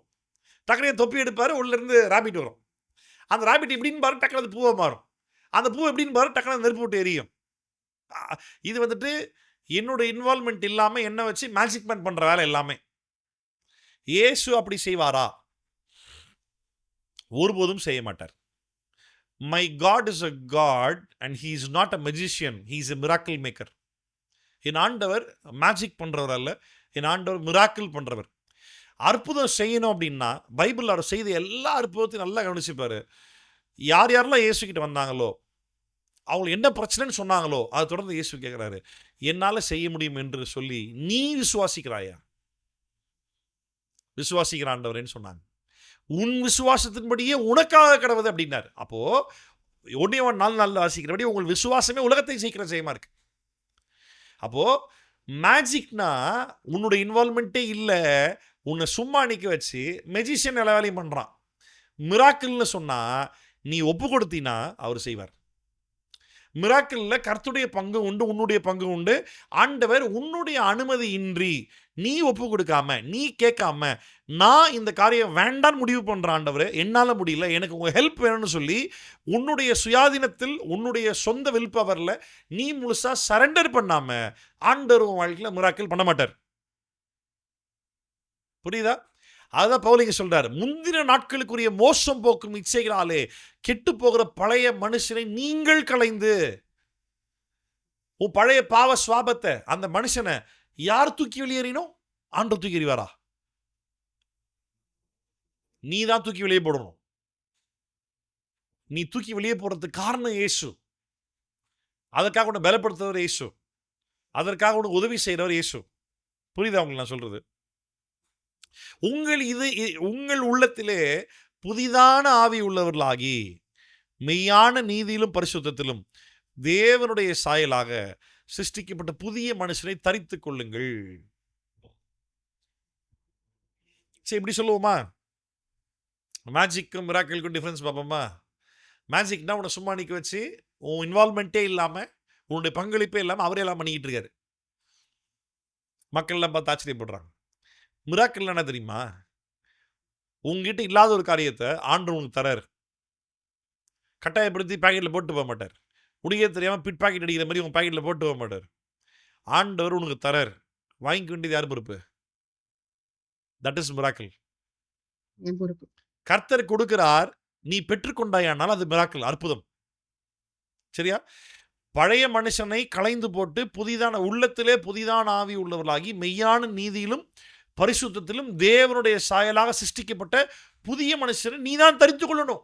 அப்படின்னா, ஆண்டவரே உண்மை அறிகிற அறிவினால நான் இந்த பாவ மனுஷனை தூக்கி போடுறேன், நான் இந்த பழக்கத்தை தூக்கி போடுறேன், நான் இந்த உறவை தூக்கி போடுறேன், நான் இந்த ஒரு வழக்கத்தை, இந்த ஒரு சுவாபத்தை தூக்கி போடுறேன். நீ தான் தூக்கி போடணும். நீ தூக்கி போட்டினா அவர் உனக்கு புது மனுஷனை தரார், புது இருதயத்தை தரார், புதிய ஆவியை தரார், புதிய சிந்தையை தரார், புதிய டார்கெட்டை தரார், புதிய பிளான் தரார், புதிய வழியை ஏற்படுத்துறார். அவர் தரார் உனக்கு. அதுக்கு முதல்ல என்ன பண்ணணும்? நீ தூக்கி போடணும். இதுதான் நம்ம செய்ய வேண்டிய வேலை முதல்ல. அன்றையும் நாம் ஒருவருக்கொருவர் அவைகளா இருக்கிறபடியால் பொய்யை களைந்து அவனவன் பிறனுடனே மெய்யை பேச கடவன். நீ உண்மையாகவே உன் சரீரமாகிய சபையில் இருக்கக்கூடிய ஒவ்வொருவரையும் உன்னுடைய சொந்த உறுப்பாய், அவன் வேற எல்லாம், அவன் நான் இருக்கக்கூடிய இதே பாடியில் அவனும் ஒரு பார்ட் ஆஃப் தி பாடியாக இருக்கிறான். நாங்கள் 2 பேரும் வேற வேற இல்லை, நாங்கள் 2 பேருமே ஒரே பாடியில் இருக்கக்கூடிய டிஃப்ரெண்ட் பார்ட்ஸ். எங்கள் 2 பேருக்கும் பிளட் ஹார்ட்லேருந்து தான் வருது. எங்கள் 2 பேருக்கு லைஃப் பிளட் வழியாக தான் வருது. எங்கள் 2 பேரும் கமாண்டு ஹெட் ஆகிய கிறிஸ்துன்ற தலையிலிருந்து தான் எங்கள் 2 பேரும் கமாண்ட் வருது. அவன் ஒரு வேலையை செய்ய சொல்ல, நான் ஒரு வேலையை செய்ய போகிறேன், அவன் வேலையை செய்ய போகிறோம். இந்த பாடி வந்து அந்த வேலையை பர்ஃபெக்டாக செஞ்சு முடிக்க போகுது. எனக்கு அவன் விரோதி இல்லை, அவனுக்கு நான் விரோதி இல்லை. அவன் வேலை வேற, என் வேலை வேறு. ஆனால் நாங்கள் 2 பேருமே அந்த வேலையை செஞ்சாதான் தலையாகிய தலையிலிருந்து வரக்கூடிய கட்டளையை அந்த மனிதன் ப்ராப்பராக செஞ்சு முடிக்க முடியும். அந்த அண்டர்ஸ்டாண்டிங் முதல்ல வரணும். அப்படி இருந்ததுன்னா அவன் செய்கிற வேலை வேலையாக இருந்தாலும், நீ செய்கிற வேலையாக இருந்தாலும் ஒருத்தர் போய் சொல்ல மாட்டீங்க. ஆண்டவர் ஒருவரையும் பயன்படுத்துகிற விதங்கள் வெவ்வேறாக இருந்தாலும் ஊழியம் ஒன்றுதான், ஆளுகை ஒன்றுதான், வரங்களையும் கிருபைகளையும் தருகிறவர் அவர் தான், திட்டங்களையும் யோசனைகளையும் தருகிறவர் அவர் தான், எல்லாரையும் எல்லாவற்றாலும் எல்லாவற்றையும் நிரப்புகிறவர் அவர் தான், எல்லாருக்குள்ளும் இருக்கிறவர் அவர் தான். அவர் தான் எல்லா வேலையுமே செய்கிறாரு. அதை மட்டும் நீ அண்டர்ஸ்டாண்ட் பண்ணினா, உனக்கும் இன்னொருத்தருக்கும் சம்பந்தமே இல்லை அப்படின்னாலும் உன்னையும் அவனையும் சம்பந்தப்படுத்தி வரக்கூடிய கான்வர்சேஷன்ல பொய்ன்றது ஒண்ணு இருக்கவே இருக்காது. நம்ம சபை விசுவாசிகள் எத்தனை பேர் என்கிட்ட போய் சொல்லியிருக்காங்க தெரியுமா? எனக்கு தெரிஞ்சும் கூட நான் தெரியாத மாதிரி காட்டிக்கிட்டேன். அவங்க நினைச்சிட்டு இருக்காங்க, பாஸ்டர் ஏமாத்திட்டப்பா, நம்பிட்டாராப்பா அப்படின்னு அவர் நினைச்சிருக்கிறாங்க. இவங்களை நம்புற அளவு நான் ஒன்றும் முட்டாள் இல்லைன்றது இன்னும் அவங்களுக்கு தெரியல. என்கிட்ட பொய் சொல்லி அவனோ சாதிச்சு அவங்க நினைக்கிறாங்க, அவங்க தான் சொல்கிற பொய்யில் இன்னும் வாழ்ந்துருக்கிறாங்கன்றது இன்னும் அவங்களுக்கு புரியல. ஒவ்வொருவரையும் உன்னுடைய சரீரம்னு நீ நினச்சினா பொய் பேச மாட்டேன். என்ன சொன்னார்? புறஜாதிகளோட கம்பேர் பண்ணி சொல்கிறாரு, அவனை மாதிரி நீ இருக்காத, புத்தியில் அந்தகாரப்படாத, இருதயத்தில் மேட்டின்மை கொள்ளாத, இருதயத்தை கடினமாக்காத, விபச்சார பாவத்தை ஆசைப்பட்டு துணிகிற மாதிரி செய்யாத. நீ இயேசு அப்படி கற்றுக்கொள்ளவில்லை, சரியா? அதுக்கு மாற என்ன பண்ணு? அந்த பாவ மனுஷனை தூக்கி போடு, புதிய மனுஷனை தரித்துக்கொள், அறிவில் சிந்தையில் கிறிஸ்துவை தரித்துக்கொள், அவர் உதவி செய்வார். அதனால ஒருவருக்கு பொய் பேசாம அவனவன் பிறனோட மெய்யை பேச கடவன். நீங்கள் கோபம் கொண்டாலும் பாவம் செய்யாதிருங்கள். போன சண்டே மார்னிங் சர்வீஸ் முடிச்சுட்டு கனிம்படி சர்ச்சில் பேசும்போது சொல்லியிருந்தேன், கோவப்படுறது நல்லது. கோபம் என்ற உணர்வு தேவனால் படைக்கப்பட்டது. கோபம் தவறல்ல. நியாயமாய் கோபித்துக் கொள்ள வேண்டும். உன் கோபத்தை நியாயமான விதத்தில் வெளிப்படுத்த வேண்டும். கோவப்பட்டு கெட்ட வார்த்தை பேசாத. கோவம் வாயில கெட்ட வார்த்தை வேண்டாம். அடுத்து என்ன சொல்றாரு பாருங்க, நீங்கள் கோவம் கொண்டாலும் பாவம் செய்யாதீர்கள், சூரியன் அஸ்தமிப்பதற்கு முன்பாக உங்கள் எரிச்சல் தனிய கடவுது. இப்போ நான் மேலே என்ன சொன்னாரு? ஒருத்தருக்கு ஒருத்தர் பொய் சொல்லாத, ஒன்னாயிரு, ஒருமனப்பட்டு ஒன்னாயிரு. அதற்காக தேவன் உங்களை அழைத்திருக்கிறார். ஒருவேளை ஒருத்தருக்கு ஒருத்தர் கோவம் வந்தாலும் பரவாயில்ல, கோவம் வந்தாலும் பாவம் செய்யாது. என்ன பாவம்? கோவம் வந்தனால ரெண்டு பேரும் பிரிஞ்சு போயிடாத. சூரியன் அஸ்தமிப்பதற்கு முன்பாகவே என்ன பண்று? ஒருமனப்பற்று. உன் சகோதரனிடத்துல உனக்கு உன் சகோதரனுக்கு உன் பேரில் ஒரு குறை இருக்குமானால் காணிக்க அப்படியே வை, கிளம்பி போகும்போதில்ல போய் ஒப்புறம் வாங்கிட்டு வா, அப்புறம் காணிக்க கொடு அப்படின்றாரு. ஏத்துக்க மாட்டேன்றார். பொய் சொல்லாத, விட்டு கொடுத்தல், அன்பு, ஐக்கியம் ரொம்ப ரொம்ப முக்கியம். கோவம் வர்றது இயல்பானது, கோவம் வரட்டும். ஆனால் அந்த கோவம் கொண்டாலும் பாவம் செய்யாது. அப்படின்னா உன் சகோதரனை நீ விரோதியாய் சத்ருவாய் பார்க்காம இரு. சபையை விட்டு பவுலன் வெளியே துரத்திடுறாரு 1 Corinthians 5ஆம் அதிகாரத்தில். ஆகிலும் அவனை சத்ருவாக எண்ணாமல் அவனை சகோதரனாக எண்ணுங்கள் அப்படின்றார். அதுதான் பாயிண்ட். கோபம் கொண்டாலும் பாவம் செய்யாத. அப்படி ஒரு வேளை கோபம் கொண்டு நீ கோவப்பட்ட ஆள் மேலே உனக்கு பாவம் உண்டாகிற அளவுக்கு நீ அவனை வெறுத்துற, அவனை வெறுக்கிறதே பாவம் தான், அவனை சபிக்கிறதே பாவம் தான், அவன் சகோதரன் இல்லை நினைக்கிறதே பாவம் தான், அவனை கண்டா பேசக்கூடாது நீ நினைக்கிறதே பாவம் தான், உனக்கு ஒரே சரீரத்திலிருந்து உனக்கு அவனுக்கு சம்பந்தம் இல்லை நினைக்கிறதே பாவம் தான். ஐயோ இன்னைக்கு ஆராதனை போகணுமே, அவன் வேறு வருவானே, அவன் மூஞ்சி வேறு முழிக்கணுமேன்ற ஒரு எண்ணம் உனக்குள்ள வந்தாலே அது பாவம் தான். அது எப்போ எதுக்குள்ள சரியாயிடணும்? இன்னைக்கு கோவப்பட்டியா, இன்னைக்கு அவங்கள வெறுப்பு வந்துச்சா, இன்னைக்கே சரியாயிடணும். இன்னைக்கு சூரியன் அஸ்தமிப்பதற்குள்ள சரியாயிடணும். ஏன்னா ஒரு நாள் கேப் விட்டினா அந்த ஒரு நாளுடைய கேப்ல பிசாசு சொல்ல போதுருவான், பிசாசுக்கு இடம் கொடாமலும் இருங்கள். கவனிக்கிறீங்களா? பிசாசுக்கு இடம் கொடாமல் இருங்கள். அடுத்த டிப்ஸ், அடுத்த ஆலோசனை, திருடுகிறவன் நீ திருடக்கூடாது.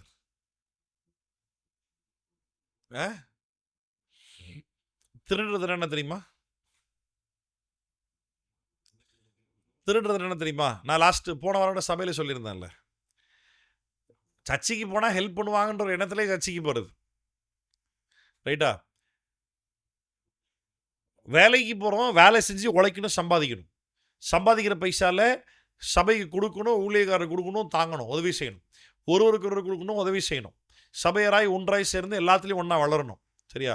இங்கே பவுல் சொல்கிறார், திருடுகிறவன் நீ திருடாமல், வேலைக்கு போகாமல் சோம்பேறித்தனமாக வீட்டில் இருந்துட்டு கிடைச்ச வேலையை செய்யாமல் இருக்கிற வேலையில் ஏதாவது கஷ்டப்பட்டு உழைக்கிறதுக்கு முன் வராமல், கிடைச்சது செய்வோம், கர்த்தர் உயர்த்துவார் அந்த நம்பிக்கை இல்லாமல், நான் ஏறினா யானையில் தான் ஏறுவேன், நான் படித்தா டேரெக்டாக நான் ஓட்டேன், டேரெக்டாக ஃப்ளைட்டு தான் ஓட்டுவேன், சைக்கிள்லாம் ஓட்ட மாட்டேன், நான் டேரெக்டாக பைலட்டு தான் படிப்பேன் அப்படின்லாம் உட்காந்துட்டு இருக்கக்கூடாது. அதெல்லாம் வயசு நாட்களில் பண்ணணும். இல்லாட்டி என்ன வேலை கிடைக்குதோ பண்ணணும். எந்த வேலையும் கெட்ட வேலை இல்லை. பாவத்தை தவிர்த்து மற்ற எல்லா தொழிலும் உழைக்கக்கூடியது எல்லாமே நல்லது தான். சரியா? அதனால் வேலைக்கு போக மற்ற உதவியை எதிர்பார்த்து உட்காந்து சாப்பிட்றான் பாரு, அதுவே திருட்டு தான். அதே நேரத்தில் நம்மளுடைய சரீரமாகிய சபையில் இல்லாதவர்களுக்கு கொடுக்கணும்னு வசனம் சொல்லுது, அதையும் செய்யணும். நீங்கள் ரொம்ப ரொம்ப முக்கியம். இருபுறமும் கருக்குள்ள பட்டயம், 2 பக்கமும் பேலன்ஸ்டாக பார்க்கணும்.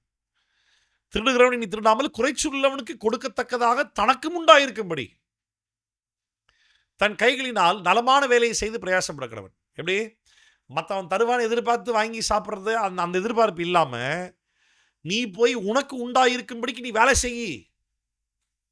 நீ வேலை செய்கிறது மட்டும் இல்லாமல் உனக்கு வேணுன்றதுக்காக மட்டும் வேலை செய்யாத, நான் பிறருக்கும் கொடுக்கணுன்றது அளவுக்கு வேலை செய்கின்றார். பிரயாசப்படாது. கர்த்தர் கண்டிப்பா ஆசீர்வதிப்பார், வருமானம் தருவார். பயப்படாது. கெட்ட வார்த்தை ஒன்றும் உங்கள் வாயிலிருந்து புறப்பட வேண்டாம். கெட்ட வார்த்தை பேசாத. பக்தி விருத்திக்கு ஏதுவான நல்ல வார்த்தை உண்டானால் அதை கேட்கிறவர்களுக்கு பிரயோஜனம் உண்டாகும்படி பேசுங்கள். பக்தி விருத்திக்கு ஏதுவான வார்த்தை இருந்தா கேட்கிறவர்களுக்கு பிரயோஜனம் உண்டாக பேசு. பக்தி விருத்திக்கு ஏதுவான வார்த்தையை சும்மா பேசிட்டு இருக்காத. கேட்கிறவனுக்கு பிரயோஜனப்பட்டா மட்டும் பேசு. மத்தேயு 5ஆம் அதிகாரத்தில் வாசிக்கிறோம்ல, பன்றிகள் முன்பாக முத்தை போடாதே, அது உன்னை பீறிட்டு அடிக்கும். சரியா? அவசியம் உள்ளவனுக்கு மட்டும் கொடு, தேவைப்படுறவனுக்கு மட்டும் பேசு. கெட்ட வார்த்தை ஒன்றும் உங்கள் வாயிலிருந்து புறப்பட வேண்டாம். கெட்ட வார்த்தைனா என்னது? அது உலக பிரகாரமா அநாகரிகமான வார்த்தை கெட்ட வார்த்தைன்னு சொல்லி கொடுத்து வளர்த்துருக்காங்க. வசனத்தை இப்போ படா லூசு பேல அப்படின்றது அநாகரிகமான வார்த்தையா? அது நம்ம ரொம்ப காமனாக எல்லா இடத்துலையுமே சாதாரணமாக பேசுகிற வார்த்தை. அது ஆக்சுவலாக நாகரிகமான வார்த்தை எல்லாரும் மத்தியிலும் சாதாரணமாக பேசலாம். அநாகரிகமான வார்த்தை எல்லாரும் மத்தியிலும் பேசவே முடியாது. பட லூஸ் பேல அப்படின்றது அது நம்ம எல்லாரும் மட்டும் பேசுகிறோம். அப்போ அநாகரிகமான வார்த்தை இல்லை.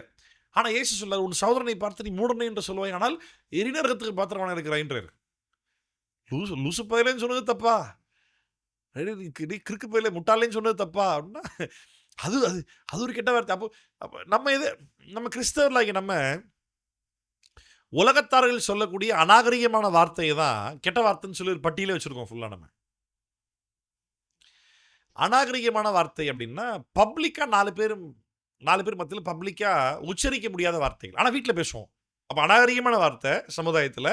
அது இல்லாமல் அந்த அநாகரிகமான வார்த்தையை வேற ஒருத்தனை கம்பேர் பண்ணி அதுதான்டா நீ அப்படின்னு சொல்றதுல கெட்ட வார்த்தை, மயிருன்னு சொல்லி திட்டுவாங்க.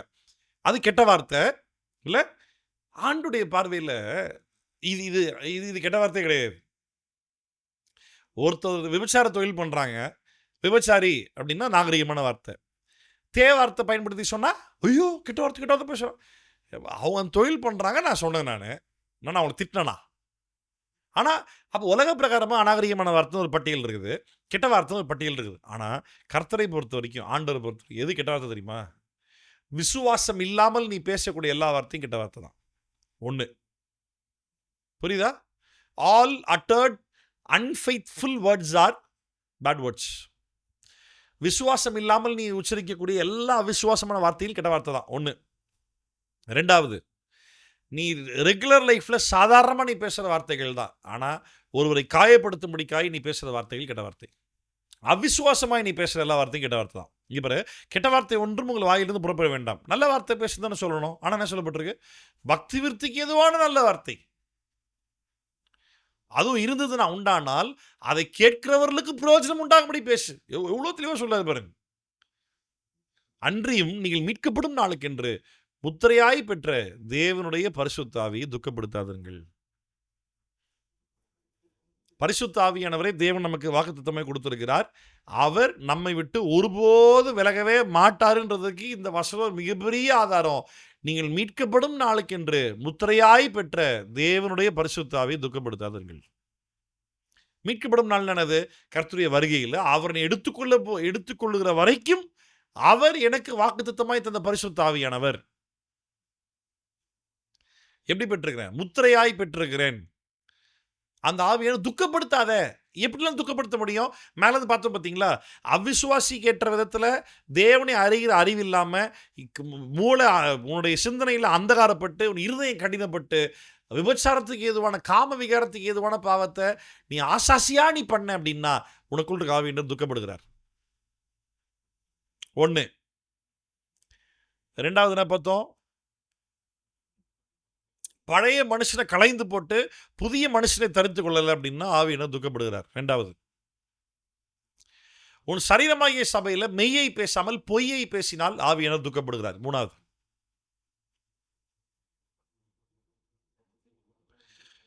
கோபம் கொண்டாலும் பாவம் செய்யாத, அப்படி ஒருவேளை பாவம் செஞ்சாலும் சூரியன் அஸ்தமிப்பதற்குள்ளாக ஒப்புரவாயிடு. அப்படின்னா as soon as possible ஒப்புரவாயிடு, இல்லாட்டி ஆவியினர் துக்கப்படுகிறார். நாலாவது,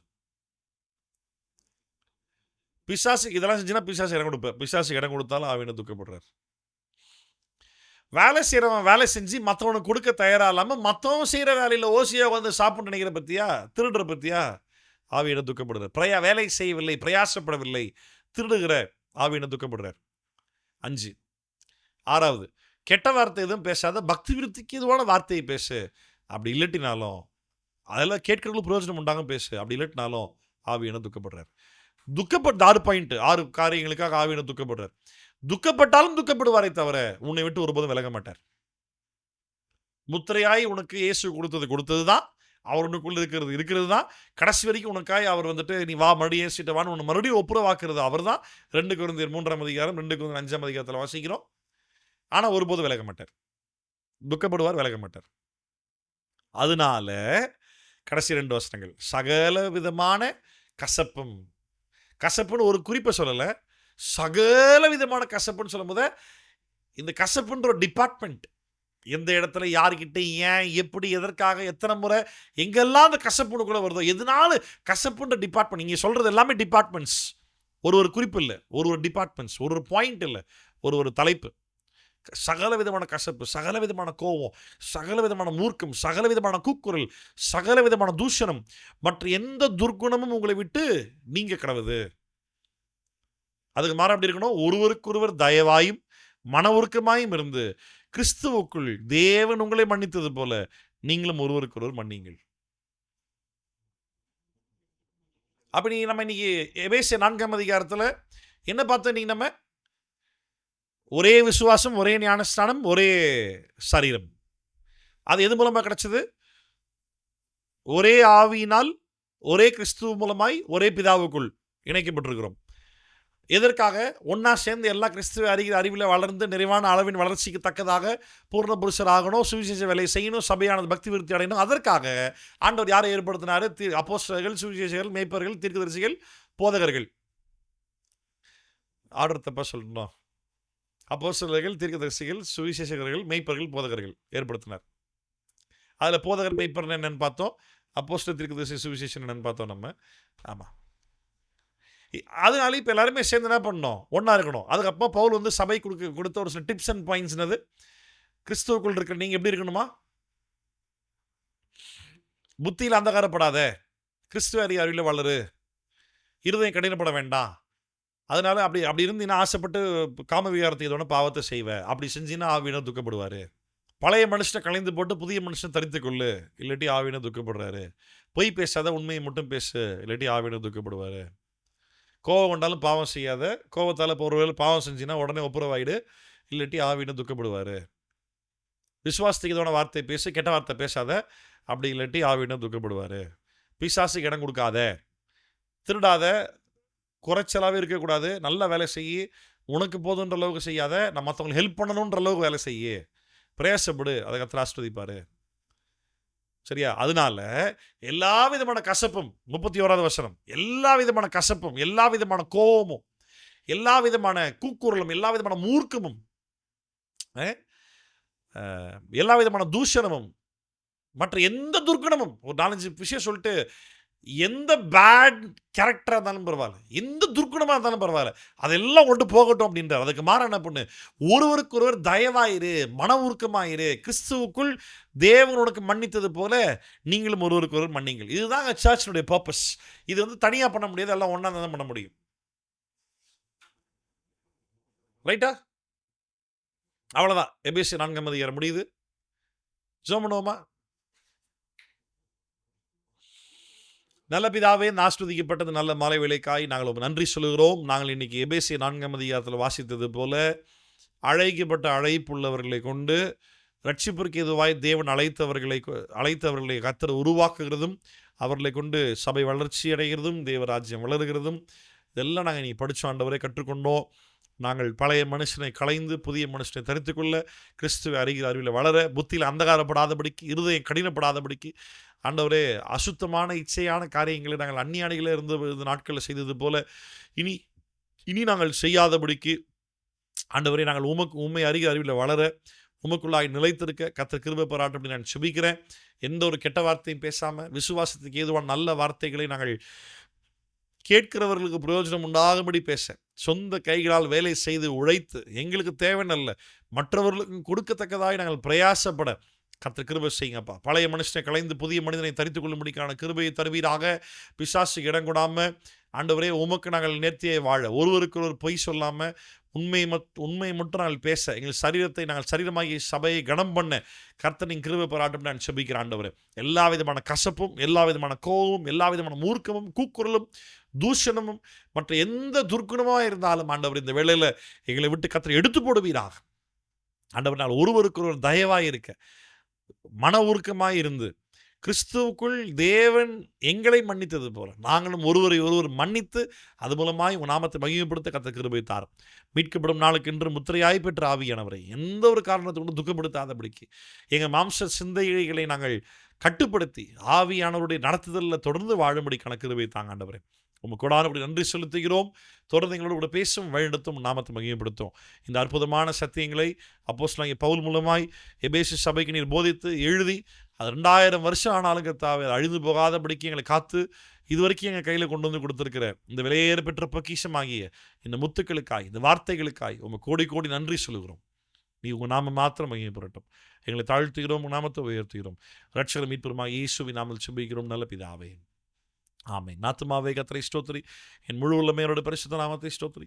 என் ஆத்துமாவே கர்த்தரை ஸ்தோத்திரி. கர்த்தர் செய்த சகல உபகாரங்களையும் மறவாதே. அவன் அக்கிரமங்களை எல்லாம் மன்னித்து, நோய்கள் எல்லாம் குணமாக்கி, பிராணனை அழிவுக்கு விலக்கி மீட்டு, கிருபையினாலும் இரக்கத்தினாலும் முடிசூட்டி, நன்மையினால் வாயை திருப்தியாக்குகிறார். கழுகுக்கு சமணமாய் உன் வயது திரும்ப வாழ வயது போல் ஆகிறது. ஆமென். ஆசீர்வாதம் பெற்றுக்கொள்வோம். நம் திரிய தேவனாகிய பிதா குமாரன் பரிசுத்தாவின் நாமத்தினால் நம் அனைவருக்கும் கிருபையும் சமாதானமும் அன்பும் பரிசுத்த ஆவியானவருடைய அந்யோன்யமும் ஐக்கியமும் இன்றைக்கும் சதா காலங்களிலும் ஆண்டவராகிய இயேசு வரும் வரைக்கும் சபையோடு இருந்து கர்த்தர் நம்மை நடத்துவாராக. ஆமென், ஆமென். God bless you. மாரநாதா. இயேசு சீக்கிரம் வரப்போகிறார். கர்த்தர் ஆசீர்வதிப்பாராக.